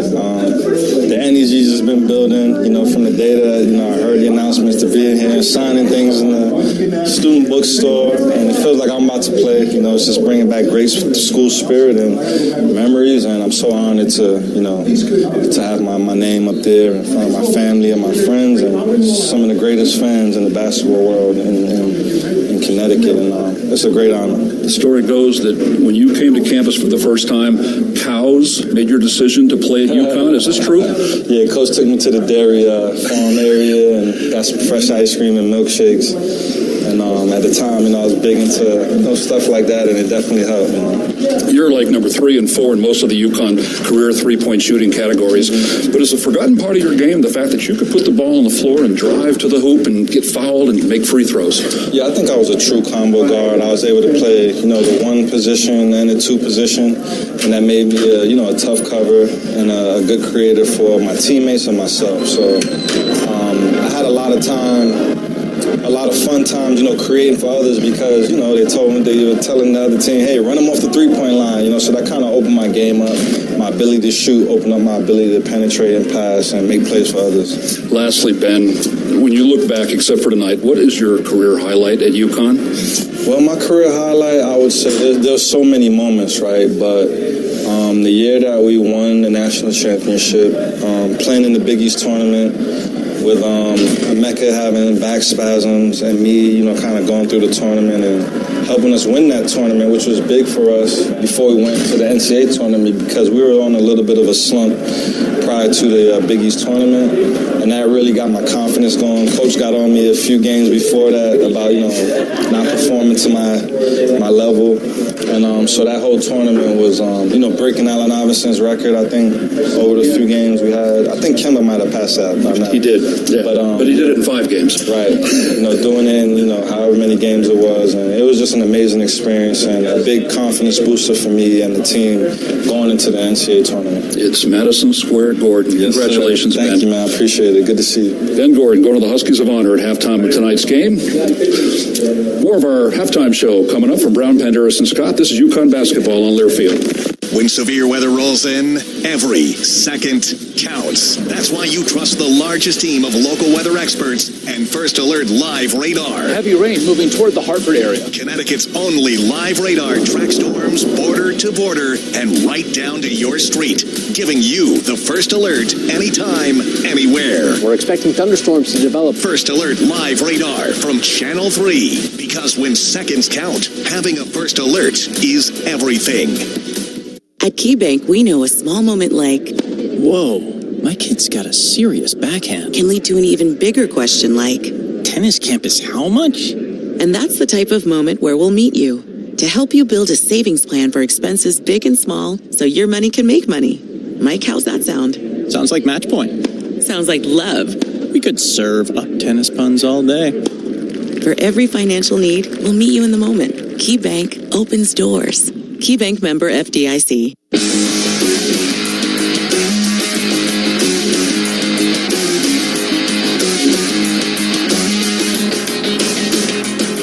Huskies have trailed at halftime each of their last two home games. They were down 8 at halftime against DePaul before rallying from 14 down to win that game. And here, St. John's leads Connecticut 37-35. They just unveiled Ben Gordon's number 4 up there in the Huskies of Honor. UConn led in scoring in the first half by Solo Ball. Got off to a really hot start. He's got 13 points, 3 of 4 from three-point range. And Jalen Stewart, also another hot start. He scored 9 points on 3 of 5 shooting, a pair of three-pointers. Alex Caraban got 2 quick fouls and did not score. 0 for 4, all from three-point range. And Hassan Diarra didn't score in his 16 minutes of playing time. He has 2 assists and a team-high 3 turnovers. Off the bench, Terrace Reed, 6 points, 9 rebounds, 6 offensive for UConn. Liam McNeely, 1 for 7 shooting, 0 for 5 from 3. He's got 5 points and 7 rebounds, played 14 minutes in his first game back after the injury, and I don't think he came out after he came on the court with about 15 and a half minutes left in the half. Aiden Mahaney played 4 scoreless minutes, and Jaden Ross played 5 scoreless minutes for the Huskies, while St. John's led in scoring by R.J. Lewis, who had 11 points and a team-high 4 rebounds. Aaron Scott had 7. Zuby Ejiofor had 7. Kadari Richmond did not score. Haven't said that much in his career against UConn. He was 0 for 3 from the floor, had no points, but a team-high 4 assists. Simeon Wiltshire had 8 points and gave St. John's the lead with a minute to go in the first half. Davon Smith had 4 points, and nobody on the bench scored a point for St. John's, which was 44% from the floor, 14 of 32. UConn 38%. Remember, they started that game 7 for 10 from the floor. UConn 5 of 18 from 3. They took more threes than twos in the first half. That's 28%. And St. John's was 3 for 14 outside the arc for 21%. St. John's 6 of 7 from the line. UConn, which has been really good from the line in Big East play, was 6 of 12 from the free throw line. Stewart 1 for 4. Huskies controlled the glass 26-14. They had 10 offensive rebounds, 6 by Reed, good for 14 second chance points. Only 3 offensive rebounds for St. John's, good for 5 second chance points. St. John's 8 assists on 14 field goals. UConn 7 assists on 12 field goals. 10 turnovers, costly for UConn. St. John's got 10 points off of those, and the Red Storm only had 2 first-half turnovers. No UConn points off of those. 1 block, 4 steals for St. John's. No blocks for the Huskies. These are 2 of the top shot-blocking teams in the nation. And 1 steal for UConn. That was by Diarra. As the Huskies had that 14-point lead early on, St. John's biggest lead. The current score, 37-35. Huskies led for 16 minutes and 59 seconds in the first half. Points in the paint, 12-12. And fast break points, UConn ran early, but St. John's had 12 to UConn 6. So, halftime about over. St. John's has a 37-35 lead over the Huskies. You're listening to UConn men's basketball on Learfield, presented by Brown, Panderas, and Scott. Hi, this is Nick Kaplanson from Dime Bank. To win a championship, it takes more than just good players and coaches. It takes a whole community dedicated to the same goal. The same is true when it comes to banking. A successful banking relationship is built from a community fully dedicated to meeting the banking needs of its customers. If you're ready to experience a better approach to banking, come join our community at Dime. It's your bank, your choice, your Dime. Dime Bank. Community banking lives here. Member FDIC. Is your retirement game plan a well-executed play or a Hail Mary pass? Hi, I'm Jake Dozer, Certified Financial Planner. At Johnson Brunetti, we've helped over 5,000 families prepare for and live in retirement. And now we're proud to be the official wealth management sponsor of the UConn Huskies. Visit us at johnsonbrunetti.com and get free financial planning books and resources. Johnson Brunetti, Retirement and Investment Specialists. Johnson Brunetti is a marketing name for the businesses of JB Capital and JN Financial. Investment advisory services offered through JB Capital, LLC. Insurance products offered through JN Financial, LLC. Power Station Events is the official production partner of the UConn Huskies, the ultimate one-stop source featuring audio, video, lighting, staging, talented DJs and musicians, photography and videography, stunning decor and florals, and much more. As we celebrate our 40th anniversary, we want to thank UConn Nation as we look forward to the next 40 years. Visit us at powerstationevents.com and let us help you plan your next awesome event. College sports fans now have access to hundreds of weekly podcasts that zero in on the college sports world. Now available in the Varsity Podcast Network and part of the new Varsity app. The app is free and available from wherever you get your favorite apps. Download the Varsity app today to have access to hundreds of national podcasts as well as your favorite team-focused podcasts. The Varsity Podcast Network, now available for free on the Varsity app. Download from the App Store and listen today. This copyrighted broadcast is an exclusive presentation of Learfield under the broadcasting rights granted by the University of Connecticut. Reuse of this presentation is prohibited without the expressed written consent of the University of Connecticut and Learfield. Announcers are provided by Learfield and approved by the University of Connecticut. Back for the second half, UConn trails 37-35. They got off to a great start and led 26-12, but Red Storm rallied. Points off turnovers 10, that's big for St. John's, 10-0. UConn second chance points 14-5. With the break by the Red Storm, fast break was solid, 12-6 the advantage. And off the bench, the Red Storm got 11. And UConn got 4. Wayne, you have something else that you wanted to say? The Huskies started off playing so well, shooting so well, especially ball from three-point range, and St. John's couldn't get much going on. But after that 14-point lead, UConn shot 5 of 21 from the floor, and St. John shot 10 of 18. So the Huskies' defense solid early. Now they got to find that again here in the second half. And so the Red Storm in their road red, having bounced back to take the lead. Going to the second half, we'll inbound right in front of us.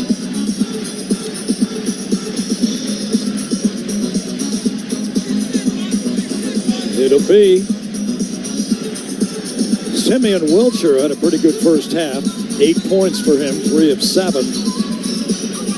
UConn with the starting lineup. Back in, Samson Johnson, Alex Caravan, Jalen Stewart, solo ball. Liam McNeely on the UConn bench, and he's out there jumping up and down. He's trying to stay loose his first game back in over a month. The inbound ball to Kadari Richmond, who didn't have much of an impact in the first half. He did not score, 0 for 3. 4 assists. There's Wilshire. And they work front court right. Wilshire out front. It comes to Aaron Scott. Now Kadari Richmond tries to drive by Diarra, and he fouls him along the baseline. That's going to put Kadari Richmond on the line, I believe. If he was in the act of shooting. Sure looked like he was to me. And that's what Kadari has done to UConn in the last 4 years. It's not the outside shooting. He's not a good three-point shooter, 23%. But when he puts the ball on the floor and attacks, that's when he's trouble. And this time, he drew foul number 2 on Diarra. How much does this transfer within the conference affected things? He misses the free throw. He was an all-Big East performer at Seton Hall. Seton Hall right now in the basement. St. John's on top of a heap.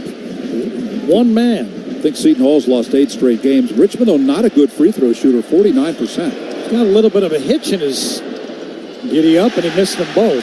Rebounded by Jalen Stewart. Hands to Diarra across the timeline, right to left. Diarra on a handoff the ball. Left wing, Stewart. Stewart right sideline to Diarra up the high screen of Stewie. They give it up to Caravan. He doesn't shoot it. Dives inside. Diarra's 3 is up and good from the right wing. A triple. UConn regains the lead, 38-37. Kadari Richmond front court right. He hands off to Wilshire. They fire it left to R.J. Lewis. Now on the left wing, it's Aaron Scott. Foul line extended. Ejiofor, top of the arc. Jabs with his right foot. Puts it on the floor, goes left. Back to Wilshire. Wilshire double for the moment. Drives inside. Over Caravan. Floater. No good. And loose ball. A lot of contact. No whistle. UConn comes up with it. Diarra in the front court left. Diarra now to ball on the left wing. Out front to Samson Johnson. Johnson starts to his right. Spins in traffic. Goes to the left hand. Missed it. Rebound. Caravan. Put back good. Oh, Caravan. Attack the glass. And UConn has the lead, 40-37. That's how UConn built the lead, with solid early offensive rebounding. And here's Wilshire. Between the rings, fires on the right side. R.J. Lewis puts it on the floor. Into the paint, cut off there. Back to Wilshire. He launches a 3. Good. And we're even again. He has been trouble tonight as he's in double figures with 11. That's his second 3. St. John's 4 of 15 on the night. 40-40, 2 minutes in. Here's Diarra, front court left, between the rings. Is guarded by Wilcher, starts to his right. Behind the screen of Stewart, fires in the far corner to Caravan, gets it back, left wing to Ball. Ball drives left, picked up by Wilcher, try to drive by him on the baseline. He gives it up to Samson Johnson, and he throws it down. Our dime of the game, brought to you by Dime Bank. Community banking lives here. Huskies' first 3 field goals second half by guys who did not have a field goal in the first half. All right, here is Ejiofor, top of the arc, guarded by Samson Johnson, drives hard to the basket, and Ejiofor lost his balance, and a whistle blows. Who's it on? Solo's raising his hand. I think it's going to be Solo ball, not Samson Johnson with the foul. He might have tripped him, I think. That's what happened. It's Solo's second foul. Came after Johnson's team-high 31st dunk on the assist by Ball. And Dan Hurley's trying to say it was a flop, and it was to some extent, but there was enough contact to whistle. Here's Richmond looking to get it in, and he does get it in to Aaron Scott. Out front it comes to Davon Smith. He's guarded by Stewart. On a bounce to Richmond, tries to blow by Diarra all the way to the basket, and he is fouled as Samson Johnson caught an elbow in the nose, and a foul is called on UConn. It's going to be on Samson, I believe.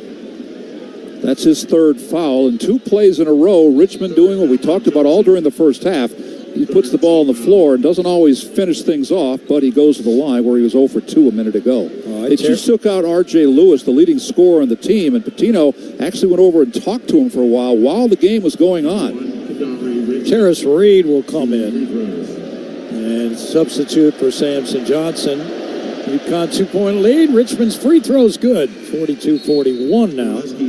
And Kadari Richmond finally has a point in the game after 14 minutes. He was 4 for 10 in 3 games coming in. Missed his first 2 here before that one. All right, so Richmond has another opportunity. Try to tie it up, and he rolls it in off the front rim. We're even at 42. Full court pressure by the Red Storm, and they get it into Diarra to our right. Diarra quickly across the timeline, guarded by Davon Smith. Out front it comes to Stewart. Kick it on the right sideline to Diarra. And Diarra fires left to Caravan. He gets his man off his feet. They work the perimeter to Jalen Stewart. And Jay Stu missed it. And a rebound off of St. John's. Because of good effort by Terrace Reed, who's been really solid in the lane. Caravan gave up a shot, and Luke Murray and the coaching staff jumped up and said, shoot the ball. Forget the fact you haven't made one, or has made 1 of 5. He got the offensive rebound put back a moment ago for his only field goal. He hasn't scored from the perimeter yet. Here he has it on the foul line, extended left. Caravan starts to his right. Pick and roll, look to go to down low to Reed. They get it down to Reed. Reed doubled immediately, back to Diarra. Diarra on the baseline left, gets bumped. They knock it loose from Reed's hands. Here comes Davon Smith. He goes by Caravan and has a shot blocked by Jalen Stewart. Outlet Reed to Stewart, front court left.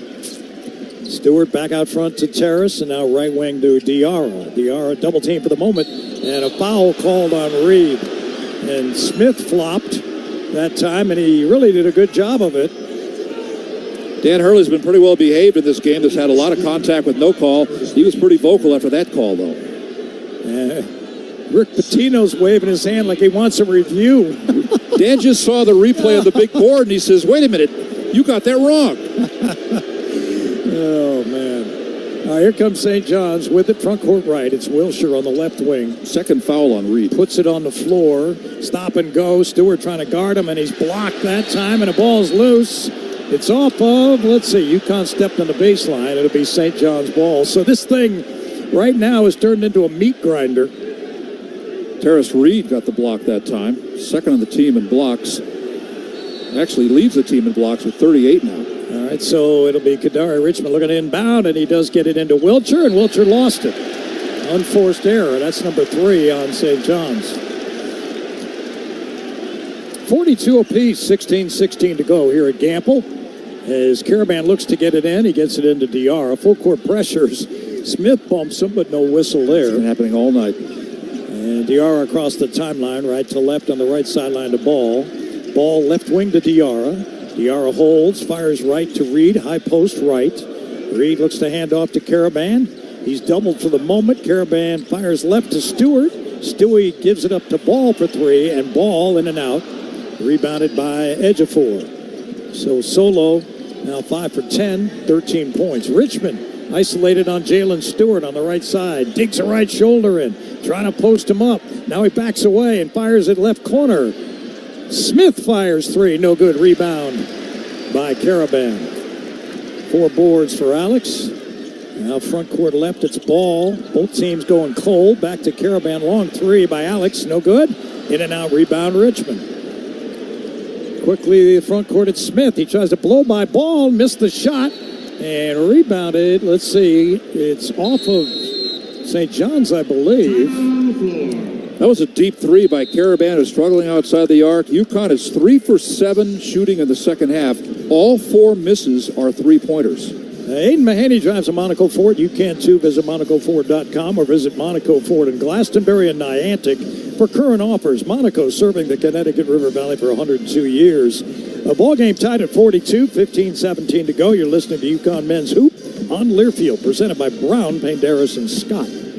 Are you traveling out of Bradley Airport and need a safe, reliable place to park your car? Trust your vehicle to Last Fly Off-Airport Parking, located on Route 75 in Windsor Locks. They have both valet and self-park options to fit any budget. Last Fly is open 24 hours a day and will get you to the airport on time, every time. Join their loyalty program to earn points for free parking, and be sure to ask about their corporate discounts. Save 20% by pre-booking online at lazfly.com. Last Fly is the official parking company and a proud supporter of UConn Athletics. UConn fans, when it comes to sports injuries, do you know where the Huskies go? UConn Health, Connecticut's public academic medical center.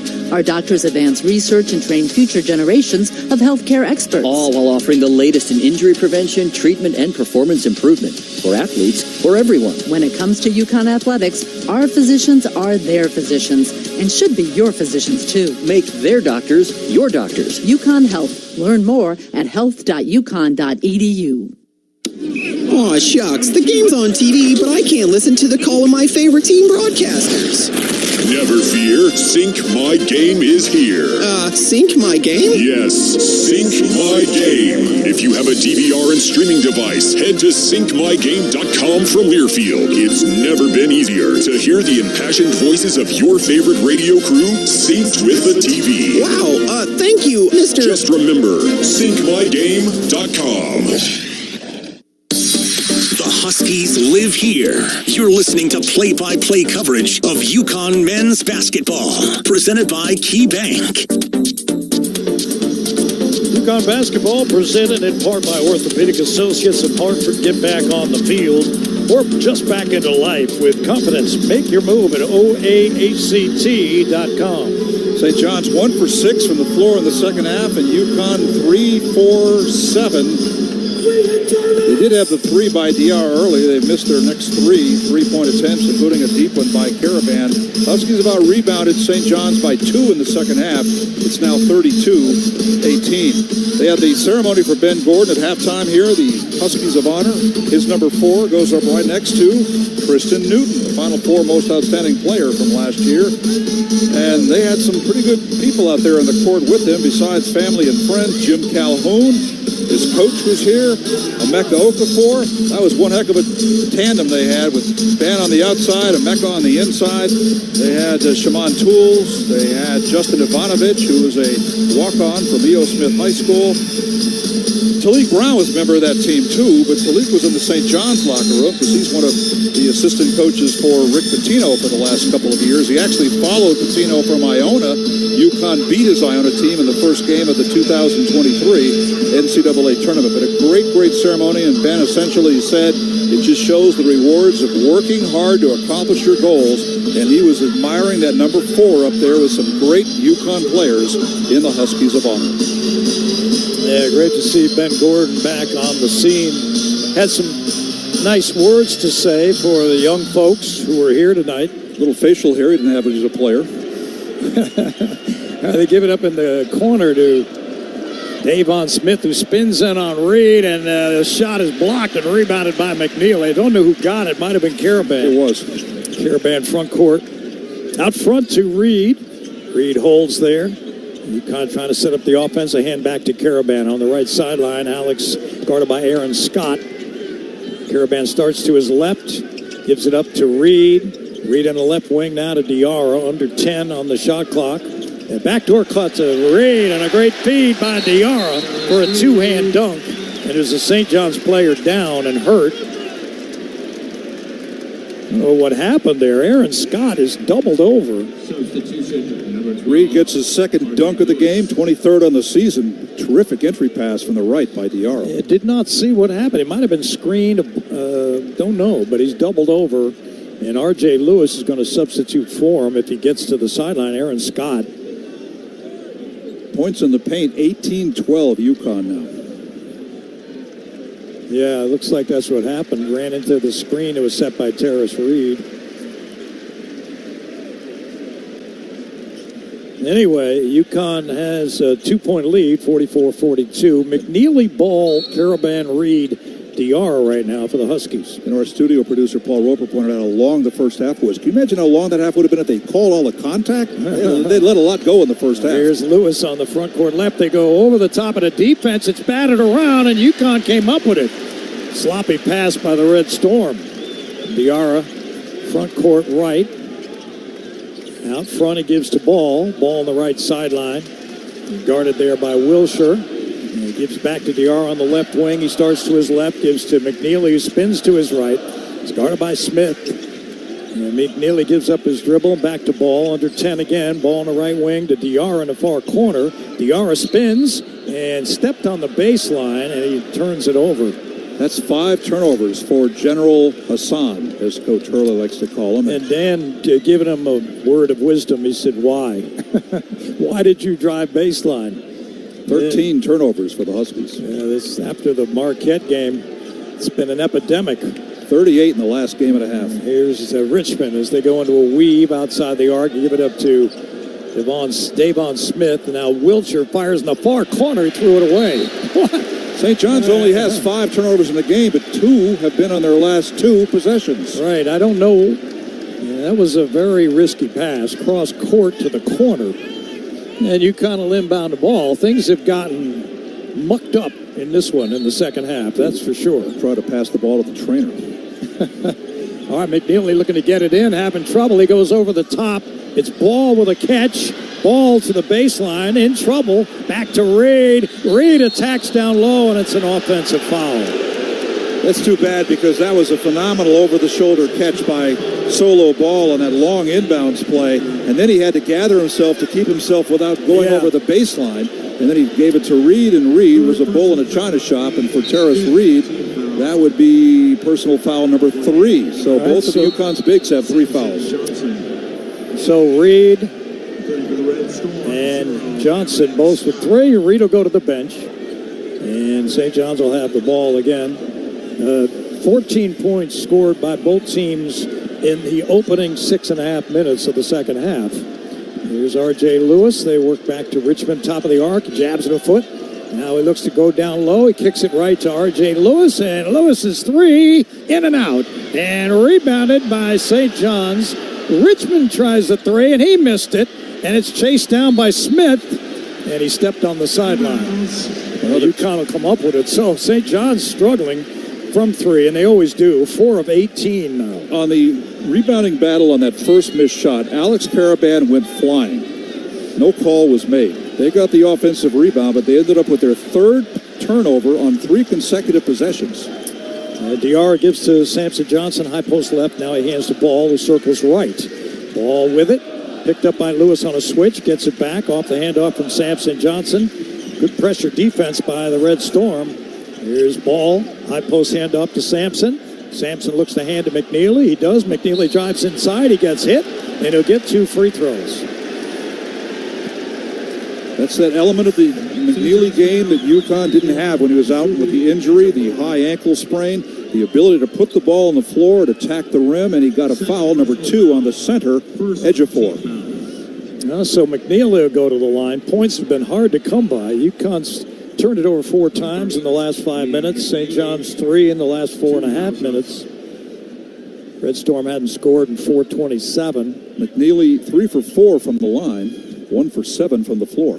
And McNeely's free throw is good. UConn only 7 of 13 on the line in this one. You know, McNeely was 0 for 5 from 3 in the first half, and when he came off that bench, it was like he wanted to keep shooting, and they didn't drop. He hasn't been looking for those threes as much lately. Well, he missed the second free throw. 1 of 2. UConn's lead is 3, 45-42. St. John's front court right. It's Smith on a handoff. He tries to drive by McNeely in the near corner. Back out front to Ejiofor. Thought about a 3, and he does fire it. Off the back rim, no good. Rebounded by Diarra. And a foul on R.J. Lewis. That's his third. That's not smart. Diarra had inside possession. Coach Hurley turned around and told the crowd, get into this. And you heard them make some noise there. That was all from Coach Hurley. And when you're struggling offensively, St. John's in the second half was 1 of 9 from the floor. I don't want my center taking a three-point shot where he's 3 for 13 in Big East games. All right, here's Diarra, front court left, outside the arc, between the rings, straight on the basket. Right-hand dribble. St. John's overplaying everything, making every pass tough. Here's ball, back out front to Caravan, skips it to McNeely on the right side. Now they're down to 6. They're down to 5. McNeely drives in on Richmond in traffic, puts up a difficult shot, and no good. It's rebounded by Smith. He was fouled 3 times by Richmond on that play. Here's Smith, front court right. He gives it up to Lewis. Spins inside on Johnson, who blocks it. Lewis got the rebound. He missed it, and he still got another one, and he puts it up and in. And no, they say no basket. He was fouled on the rebound. So there'll be no free throws, but St. John's will have possession when we come back. This thing is turned into a wrestling match. UConn leading by 3, 45-42. The unexpected happens every day. When it does, head to Kohl's and Kohl's.com for everything your family needs. Kohl's, where families come first. You're listening to UConn men's basketball on Learfield. UConn leading by 3, just under 12 minutes to go. Presented by Brown Paint, Darris and Scott. Hi, this is Nick Kaplanson from Dime Bank. To win a championship, it takes more than just good players and coaches. It takes a whole community dedicated to the same goal. The same is true when it comes to banking. A successful banking relationship is built from a community fully dedicated to meeting the banking needs of its customers. If you're ready to experience a better approach to banking, come join our community at Dime. It's your bank, your choice, your Dime. Dime Bank. Community banking lives here. Member FDIC. Fight on, Connecticut. This is the UConn Sports Network from Learfield.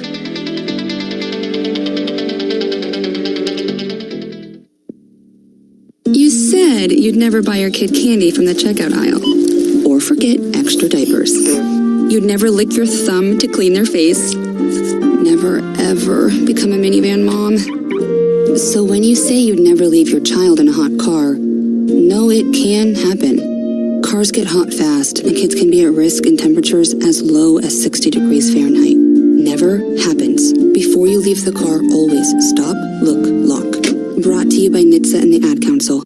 August was born 3 pounds, 9.8 ounces. When I first saw him, it was a whole range of emotions. There's stuff I still want to do. Being a young dad, it's not giving up. It's shifting. I look through his eyes. I can envision a whole future with him already. To throw the first football to him, give him ice cream for the first time. My life is now devoted to his life. Through all of fatherhood's firsts, never stop being a dad. Visit fatherhood.gov to hear more. Brought to you by the U.S. Department of Health and Human Services and the Ad Council.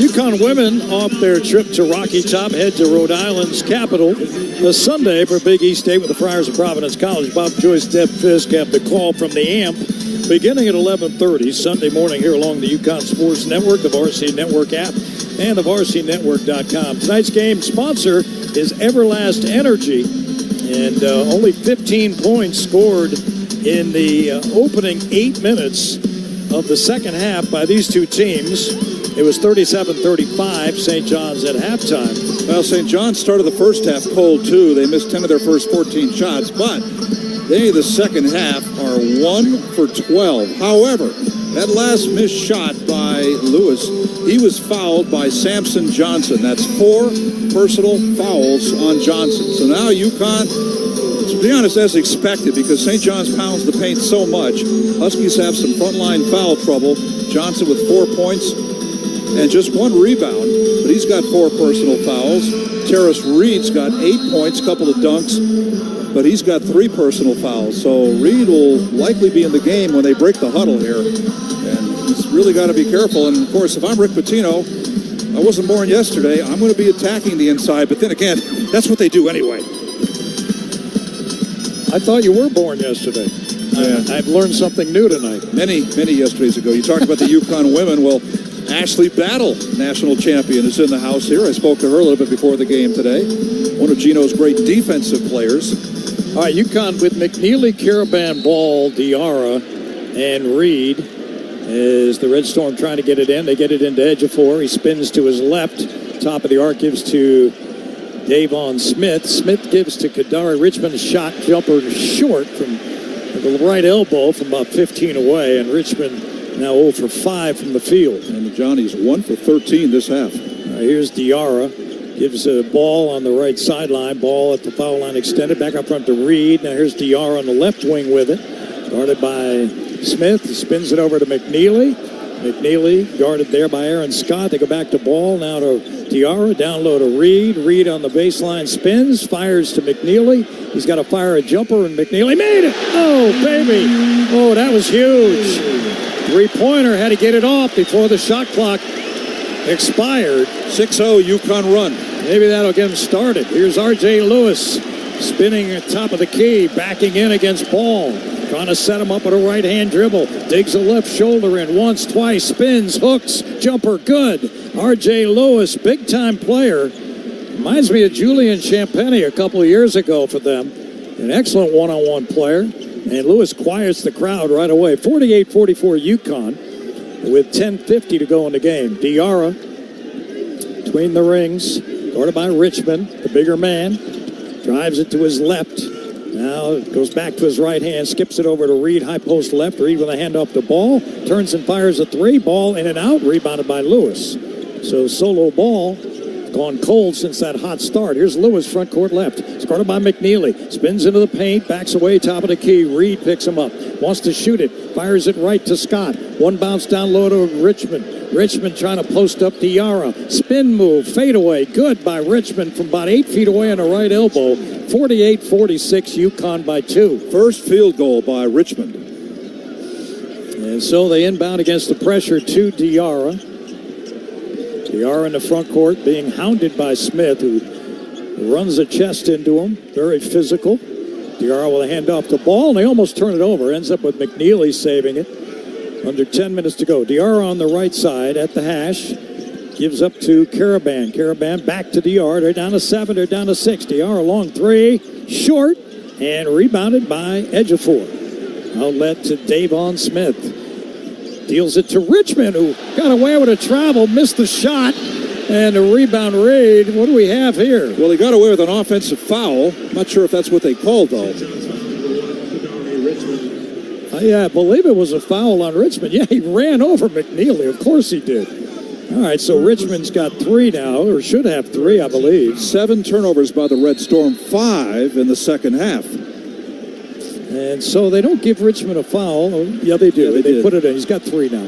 All right, McNeely front court, left. Out front to Ball, back to McNeely. That's a long 3. Bang! Oh, wait a minute! Oh, wait a minute! Mighty Mac has struck from long distance. UConn by 5, 51-46. Now Smith fires to Lewis on the left wing. Lewis one-on-one with Ball. Up front, Richmond. They want to go down low to Ejiofor. Can't get it to him. Lewis, shake, bake, jumper short. Who's got it? McNeely has it. McNeely on a run out into the paint. Gives it up to Caravan. Near corner, it's Diarra. He lost the ball. And St. John's comes up with it. Here comes Smith into the paint. He attacks Caravan, and Caravan got a piece of it. It's blocked.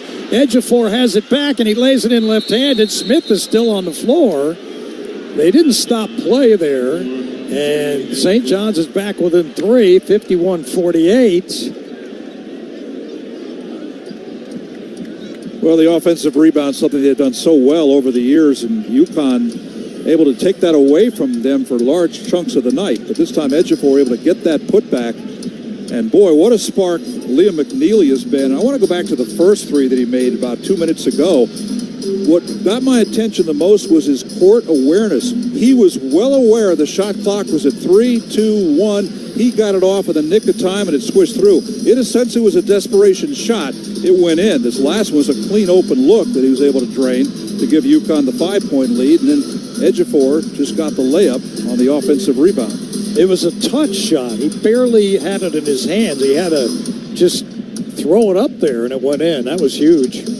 And so he's made a couple now. Let's see if this can get McNeely going. He's got 10 rebounds in the ballgame in 21 minutes and 12 points on his return after missing 8 games. Huskies have outscored St. John's 16-11 in the second half because St. John's is shooting 4 for 19 overall in the second half, 1 for 7 from 3. In fact, the one they made was 2 minutes in on a three-pointer by Wiltshire. They've not made a three since. All right, Mahaney comes in for Diarra to give him a blow here. And it's going to be McNeely, Mahaney, Ball, and Caravan as Caravan gets it into Ball in the near corner. And Solo dribbles across the timeline right to left. They've got Richmond on McNeely now, their top steal man. All right, Ball has it on the right sideline, foul line extended. Out front to McNeely, skips it left to Mahaney. Mahaney back out front to Reed. Reed puts it on the floor, looks to hand it off, and he's having trouble. He gets it to Caravan. They're under 10. They got to hurry. McNeely fires to his right, and he's in trouble in the corner. Has to put up a desperation shot on a shot clock violation. Third one of the game for UConn. Turnover number 16. This is a UConn team that was very good at protecting the basketball until Saturday, 25 at Marquette, and now 16 against St. John's. It's going to give the coach a few extra wrinkles, I think. As the Huskies hanging on to a 3-point lead with 8 minutes to go. UConn basketball presented in part by JT Gummo. The Suit Store, your destination for sharp, custom-tailored suits that make a statement. Dress your best with JT Gummo. You're listening to UConn men's basketball on Learfield, presented by Brown Paint, Darris, and Scott. The Huskies leading by 3 with 8 minutes to go.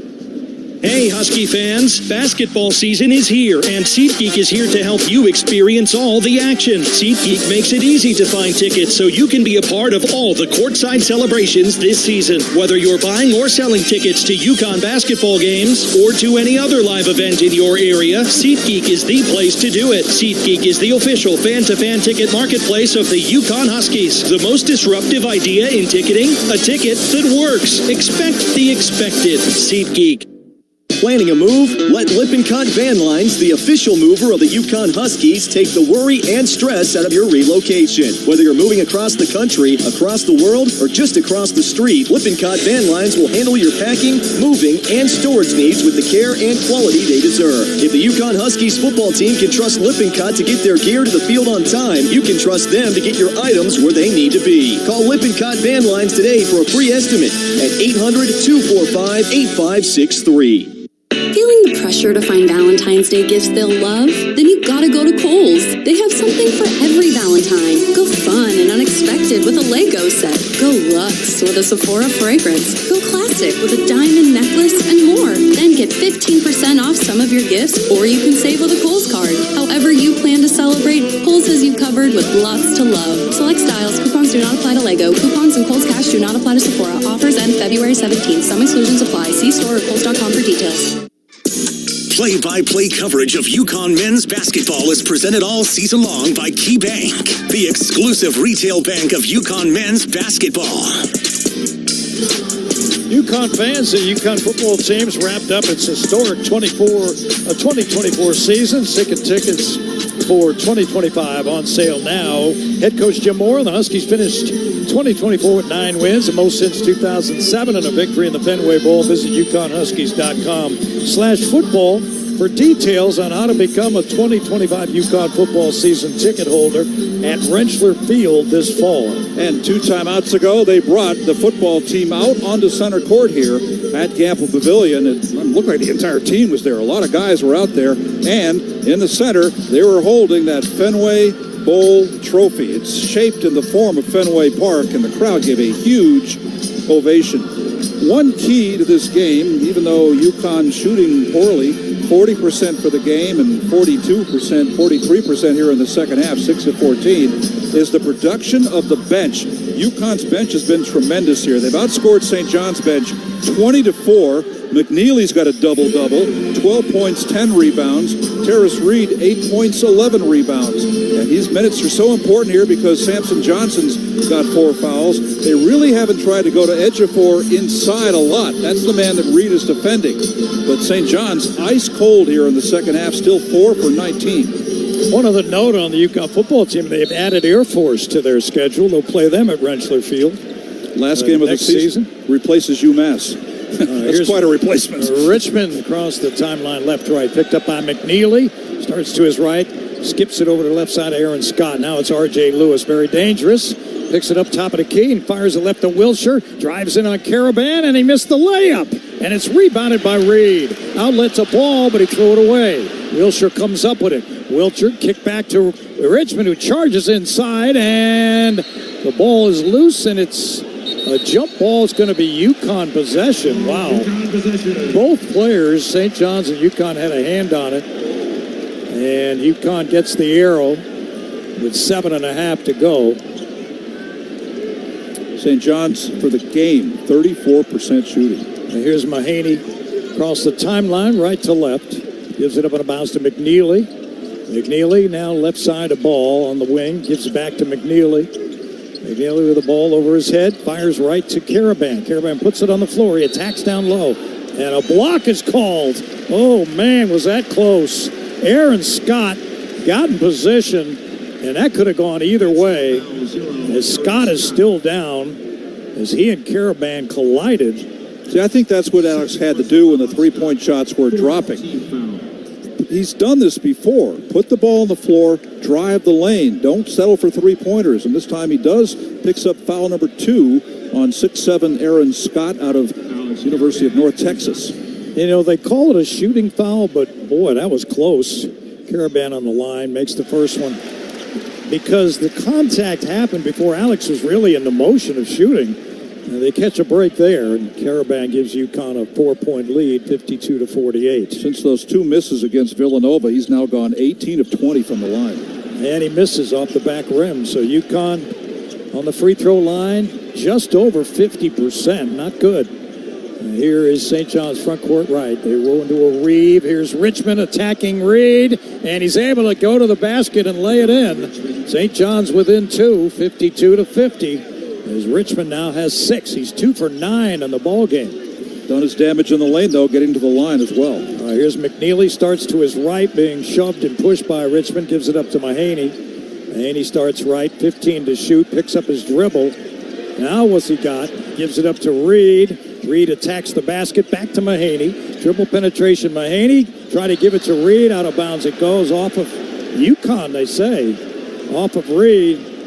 18 Husky turnovers. And Diarra comes in for Mahaney. 6.5 to go in a 2-point ball game. Only 30 points have been scored in the opening 14 minutes of the second half. Here's Wilshire with it. Top of the arc, fires right to Lewis. He's got ball on him, jabs. He goes to the basket on Reed, and Reed swallows him up and blocks it. Outlets to McNeely. 2 blocks for Terrace. And McNeely to the front court, skips the ball. Ball, dribble penetration. The ball knocked out of his hands. I don't think so. I think it was deflected by St. John's, but they're saying it went off ball. Solo ball has not scored since 8 minutes and 3 seconds left in the first half when UConn led 28-20. Here comes Richmond across the timeline, out front to Wilshire. Outside the arc, out front to Ejiofor, top of the key. Looking to go backdoor, he gives to Lewis. Lewis with a step-back jumper. It's good, and we're all tied at 52. UConn trying to get it in. McNeely having his trouble, and they throw it away. Off of Ball's hands and out of bounds. So UConn unable to get it in. 5 turnovers in the last 3.5 minutes by UConn. 6, in the last 3.5 minutes. And 20 in the game after 25 on Saturday night. Where'd this come from? The inbound the ball, Aaron Scott back out front to Ejiofor. He's guarded by Reed. Now gives to Richmond, who's got ball on him. Richmond puts it on the floor, tries to put a jumper up, and he's able to hit. So Kadari Richmond is giving St. John's a 2-point lead. Full court pressure. 6-0 run. They get it into Diarra in the corner, in the back court. He's guarded by Wilcher. Wilcher's got his hands on him as he gets across the timeline, and the timeout has been called by UConn.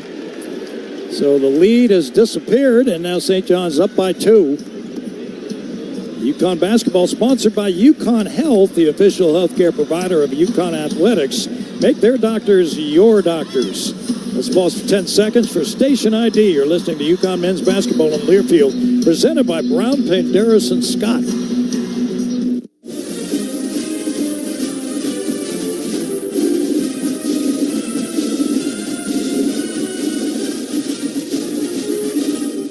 Is your retirement game plan a well-executed play or a Hail Mary pass? Hi, I'm Jake Dozer, certified financial planner. At Johnson Brunetti, we've helped over 5,000 families prepare for and live in retirement. And now we're proud to be the official wealth management sponsor of the UConn Huskies. Visit us at johnsonbrunetti.com and get free financial planning books and resources. Johnson Brunetti, Retirement and Investment Specialists. Johnson Brunetti is a marketing name for the businesses of JB Capital and JN Financial. Investment advisory services offered through JB Capital, LLC. Insurance products offered through JN Financial, LLC. The exclusive home of the Huskies. This is the UConn Sports Network from Learfield.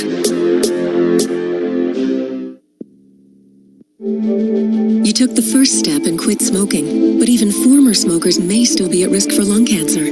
That's why SaveByTheScan.org wants you to know about a new low-dose CT scan that can detect lung cancer early.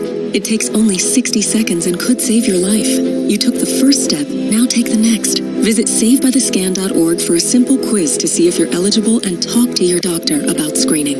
SaveByTheScan.org is brought to you by the American Lung Association's Lung Force Initiative and the Ad Council. Uh-oh, Brad's buzzed. Oh, yeah? Yeah, he's starting with the woots. And now a speech. I just want to say that friendship is about heart and brain. Who's with me? Good thing is, he knows when he's buzzed. And my brain is saying, when it's time to go home, somebody call me a ride. Love that guy. Me too. Know your buzzed warning signs? Call for a ride when it's time to go home. Buzz driving is drunk driving. A message from NHTSA and the Ad Council.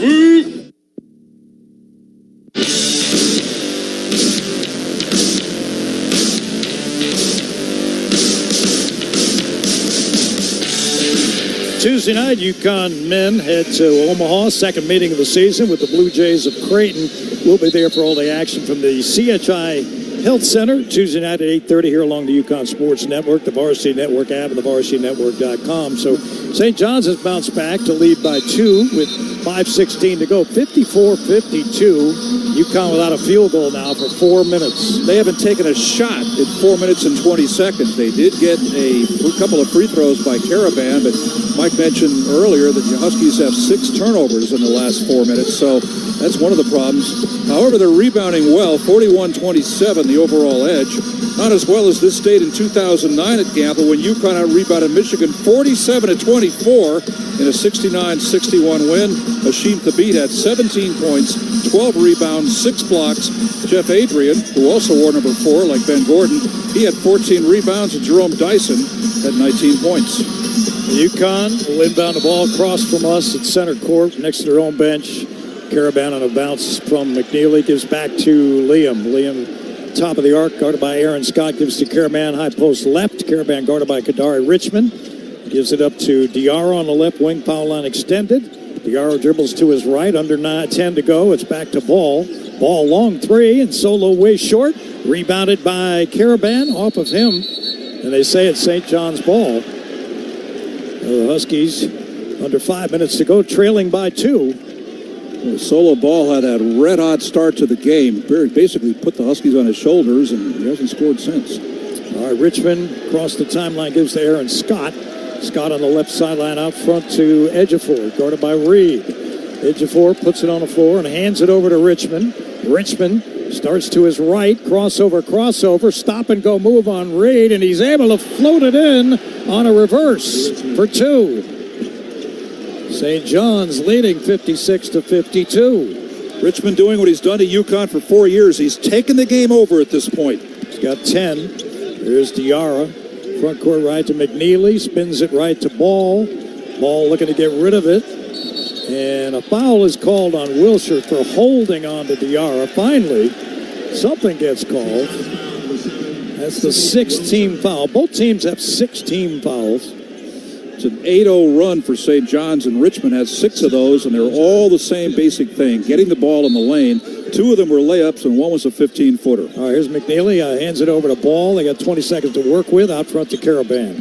Caravan starts left, gives to Diarra. Diarra, high post hand up to Reed. Spins it over to McNeely. McNeely lost it on the dribble, and it's taken away by Richmond. Outlet, and on the run out, Wilshire missed the layup, but they get the rebound. It goes in from Aaron Scott. And UConn down by 6, their biggest deficit. 58-52. Here's Caravan, puts it on the floor. Ball knocked out of his hands by Richmond. On a breakout, Lewis, and Lewis has the ball knocked out of his hands by Diarra, and it's off of Lewis. It'll be UConn ball. That could be a game-saving play by Diarra right there. As UConn is down 58-52 with 3:42 to go. For comprehensive coverage of college basketball, tune in to SiriusXM College Sports Radio. Channel 84 in the car on the new SiriusXM app. SiriusXM, the home of your favorite team and conference, including live games, plus interviews and analysis. So cheer along with the SiriusXM app and listen to your favorite team anywhere. Get a free trial at SiriusXM.com/College Sports Radio 2025. You're listening to UConn men's basketball in Learfield. St. John's now with a 58-52 lead, 3:40 to go. And it's presented by Brown Paint, Darris & Scott. The passion, the tradition, the rivalries. SiriusXM is your destination for all things college sports, and we've got you covered. On SiriusXM College Sports Radio, there's complete coverage of every major conference, including live games, plus 24/7 talk and analysis. So cheer along on the SiriusXM app and listen to your favorite team anywhere. And now you can get 3 months of SiriusXM free. Subscribe now. See offer details at SiriusXM.com/College Sports Radio 24. Power Station Events is the official production partner of the UConn Huskies, the ultimate one-stop source featuring audio, video, lighting, staging, talented DJs and musicians, photography and videography, stunning decor and florals, and much more. As we celebrate our 40th anniversary, we want to thank UConn Nation as we look forward to the next 40 years. Visit us at PowerStationEvents.com and let us help you plan your next awesome event. UConn fans, when it comes to sports injuries, do you know where the Huskies go? UConn Health, Connecticut's public academic medical center. Our doctors advance research and train future generations of healthcare experts. All while offering the latest in injury prevention, treatment, and performance improvement for athletes, for everyone. When it comes to UConn athletics, our physicians are their physicians and should be your physicians too. Make their doctors your doctors. UConn Health. Learn more at health.uconn.edu. The Huskies live here. You're listening to play-by-play coverage of UConn men's basketball, presented by Key Bank. For the game, it's the Hard Auto Group post-game show. Highlights, interviews, stats, scores, all coming your way. Courtesy of the Hard Auto Group shop. Hard Auto Group, we treat you like family. Only a heartbeat away. HardCars.com. UConn down 58-52 with under 4 minutes to go. They've been outscored 21-17 in the second half. A 10-0 run by the Red Storm in the last 3 minutes and 17 seconds. Just the 5th time this year an opponent has gone on a double-digit run, 10 points in a row or more. To me, the stat that jumps off the page, yes, UConn is out-rebounding St. John's, but it's these turnovers. 22 turnovers now. Points off turnovers, 18-0, St. John's. And there's your difference in the game right there. Yeah, 9 steals by the Red Storm. And Red Storm out there in their road red. They're ready to go. UConn still in the huddle. They average 9.4 steals a game. That's number 19 in the nation, number 2 in the Big East. And the points in the paint is reversed since the halftime. St. John's leading in that category, 24-18. Well, this half has taken on a similar property as the first half, when St. John's had that ice-cold start and then turned it on in the last 10 minutes or so of the first half. They started the first half 4 for 14 and then really got hot after that.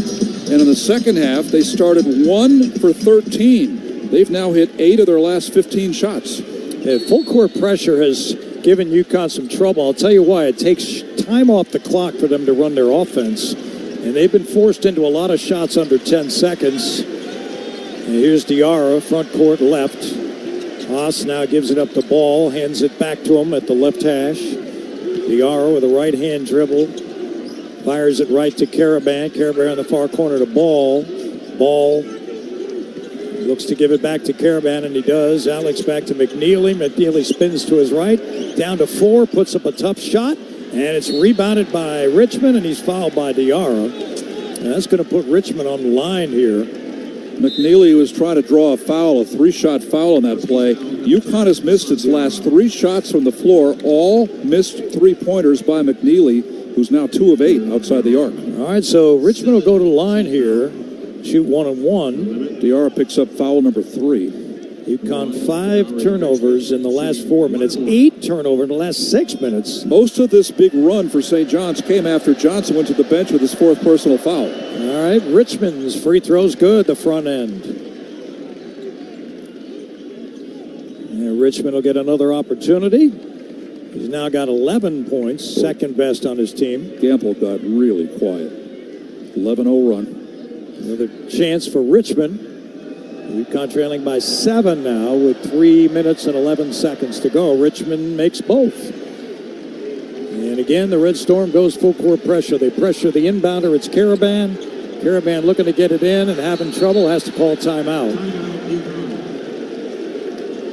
So the Red Storm have stormed back here, and they lead by 8, the biggest lead of the ball game. UConn had a big lead early in the game, 26-12.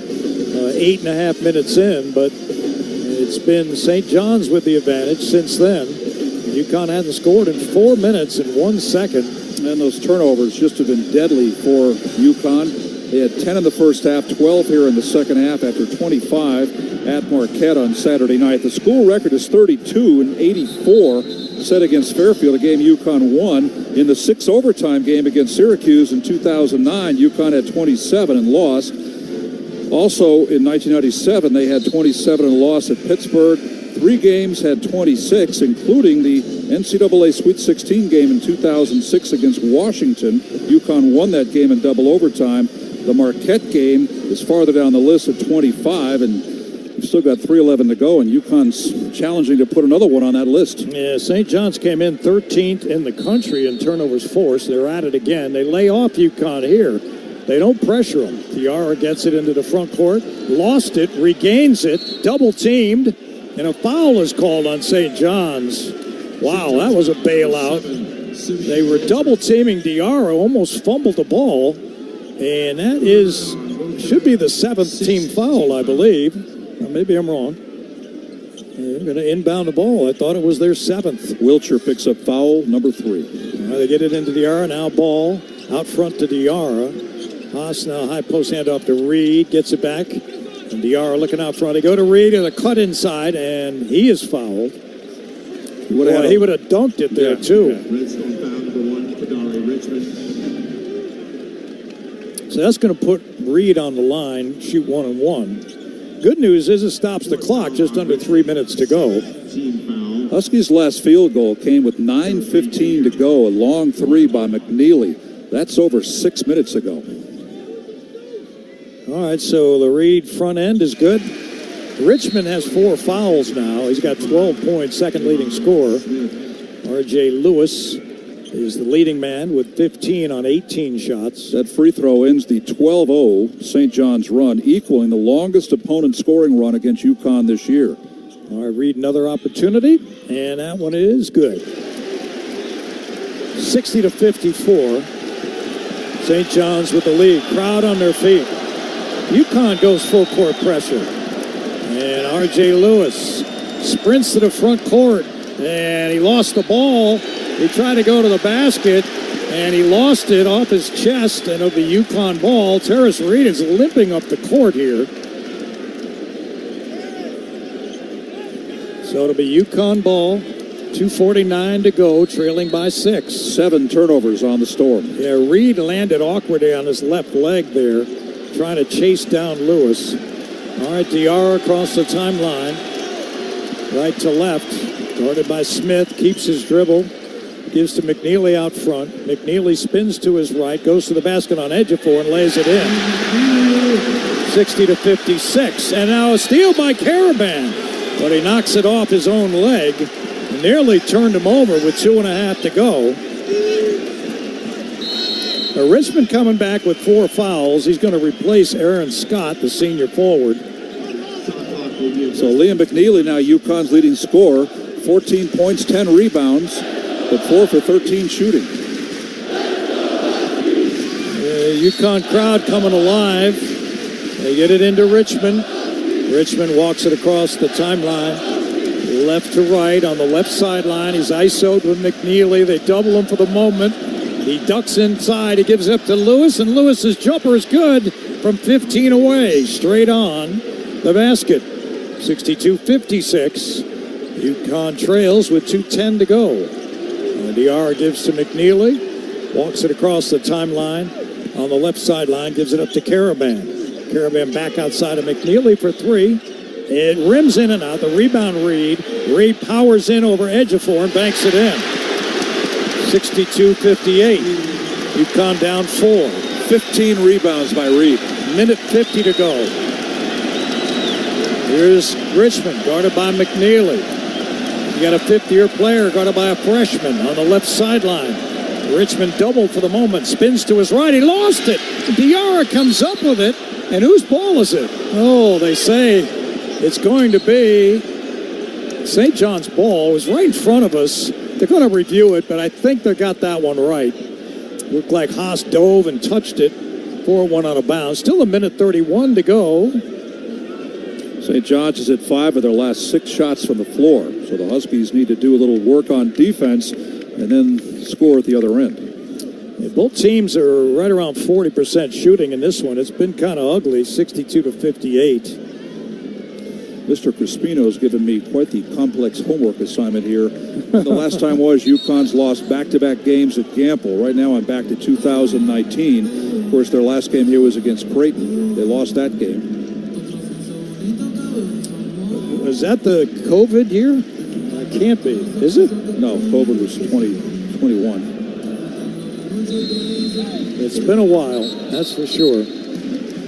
St. John's going to have the ball, and he'll have 11 seconds to shoot. A minute 31 to go.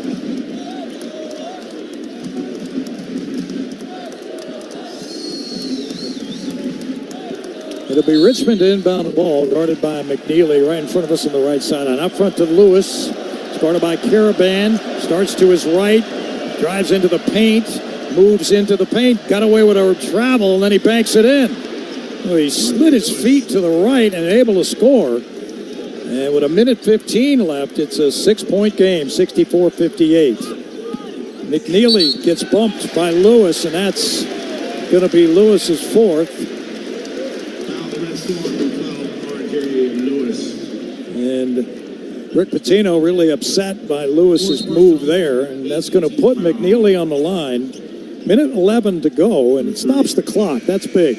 McNeely 4 for 6 from the foul line. UConn's top percentage free throw shooter on the season coming in. All right, ball comes out, Ross comes in, so they're going offense, defense here. Huskies have hurt themselves from the line, though. Not McNeely, but 10 of 18 as a team from the line. McNeely's missed a couple in the ball game. Reed's missed a couple, and the front end is good by McNeely. 64-59. Stewart has missed 3. And McNeely gets another chance here. UConn has 1 timeout remaining. St. John's has 2. Both teams in the bonus. And the second one is up, and that one's good. 64-60 St. John's. Minute 11 left. And they get it into R.J. Lewis. They work the perimeter in the backcourt. Richmond On a bounce to Ejiofor, and they get it into the front court. 20 to shoot. Diarra guards Richmond. Tries to blow right by him. He ducks inside. He missed the shot. And a rebound. And a foul called on UConn. They did not get the rebound. Jaden Ross had a chance to get it, but did not get it. And so St. John's will have a 1-and-1 opportunity. Kadar Richmond has been just a killer against UConn. Had a 27-point game back a couple of years ago down at Seton Hall. He's got 10 of his 12 points in the second half, and he seems to make every big play. Missed that shot, but St. John's got the offensive rebound. Terrace Reed picks up foul number 4, so the two bigs each have 4 now with 56 seconds to go. I think they have to review who actually got fouled. That's what Brent Hampton's doing right now, and it gives both teams a chance to set up a little timeout while they try to figure it out. 64-60, 56 seconds remaining. St. John's leads by 4. Pretty good officiating crew here today. Brent Hampton did the Big East Championship game last year when UConn beat Marquette. Roger Ayers done 5 Final Fours. He did the Purdue game last year, the national championship game that UConn won. He also did the game in the Sweet 16 when UConn defeated San Diego State. And in 2023, did the UConn-Miami game in the Final Four semifinals. And then Doug Shouse has been around forever. He did the Illinois game in the Elite Eight in Boston, that game when UConn rolled off 30 straight points. And he also did 2 UConn NCAA games in 2011, including the national championship game against Butler. He actually, I think he just told me before the game, Doug Shouse, he's done 3 UConn national championship games. He mentioned 99, 04, and 11, I believe is what he told me. Maybe I'm wrong. Might have been the 14 game. All right, Ejiofor on the line, 1-1, and he misses. Rebound McNeely. Gotta hurry now. Under a minute to go, Diarra across the timeline. Gives it up to Reed on a handoff to McNeely. He's picked up by Ejiofor. Backs away from Ejiofor. Starts to his left. Now he drives inside. Puts it up, and he's fouled with 39.8 left. And a chance to go to the line to shoot 2. Cut the lead to 2. One thing McNeely has done, and he's done it in his 15 games as a UConn Husky, and that is get to the line. UConn now with McNeely on the line. He's 6 of 8. Aaron Scott picks up the foul. He's got 3. 2 men with 4, R.J. Lewis and Kadar Richmond. As McNeely's first one rims in off the front rim. R.J. Lewis comes in. Aaron Scott comes out. All right, McNeely another chance to get it within 2. He's got 11 of his 16 points in the second half as he's feeling more of the rhythm now. And he makes them both. All right, 64-62, 39.8 left. UConn down 2. Richmond gets it in to Davon Smith. Across the timeline, he gives to Lewis. He's guarded by Caravan. Lewis on the left sideline at the hash. Backs away. Rick Pitino is actually drawing something on the floor as Lewis takes time off the clock. 20 seconds left in the game, 10 to shoot. Lewis starts to his right. Now he kicks it in the near corner, and the shot is blocked, knocked out of bounds. It's going to be St. John's ball. Whoa, 3 seconds to shoot. They're going to review it. And we'll see. It looks like it's going to be St. John's ball, but they only have 3 seconds to shoot it. Solo Ball picked up a rare blocked shot. Solo, 7th block of the season on the baseline right jumper by Wilcher. Yeah, that was the key. In the corner, they got the block, and then they fought for it, and it got knocked out of bounds. It looked like it went off a UConn player, but we don't have a great view. We got a cameraman in front of us here courtside. Basically wipes out my entire right side of the court, but yeah. Me complain? Never. You got to dodge the cameraman. So, 64-62, 9 team fouls by St. John's, 8 for UConn, and they do give it to the Red Storm with 3 seconds to shoot. So they got to draw something up. You got to figure it's going toward the basket, and UConn does have a timeout to use if the shot is missed and they rebound. Huskies out rebounding St. John's 43-32, but again, the turnovers 22 for UConn. So it'll be the Red Storm in their road red to our right. Along the baseline, across from their own bench, it's going to be Richmond to inbound the ball. And they're not going to pressure them. They are going to play the other 4 men with 5 people right now. Richmond looks to get it in. And they get it to Lewis, and he fires a shot, and it's good. In the corner with 10 seconds left. And is it a 3? Is it a 2? I think it's a 2. And Lewis just wrapped around the screen, and that puts a real damper on the atmosphere here. As St. John's leads 66-62 with 10 seconds left in the game. Third time in this game, St. John's has scored on a baseline out-of-bounds play. That's been an issue the last couple of games for the Huskies. Just usually 1 or 2 a game, but not 3. Lewis is third in the league in scoring at just under 18. He's got 21 tonight. He's taken 21 shots, 10 of 21. Has not made a 3. 0 for 6. But he does have 7 rebounds. And in 34 minutes, 21 points, the game's high scorer. 18-point-a-game score in Big East games. And like Mike said, he's got 21 now, even though he is 0 for 6 from three-point range. But that makes this a pretty tough challenge for the Huskies. 10.1 seconds to go at a 4-point spread.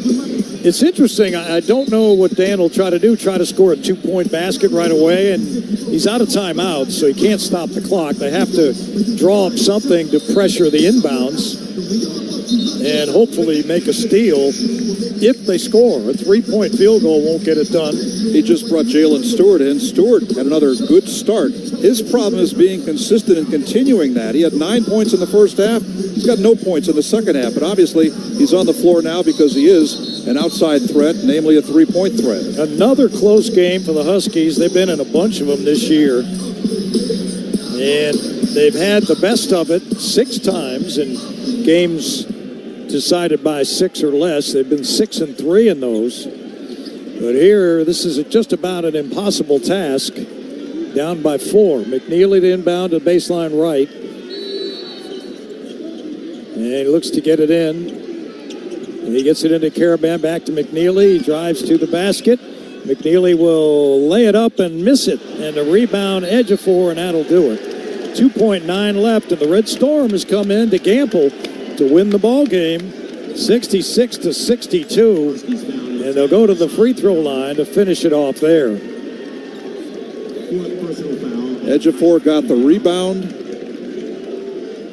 Diarra picks up foul number 4. But it's academic now with 2.9 seconds to go. Give it to the guy with the hot hand. McNeely had the hot hand. He did what he's done all year, drive the lane, but he was on the left side of the lane and just had the ball fall off the left side. All right, Ejiofor's free throw's good and makes it a 5-point game.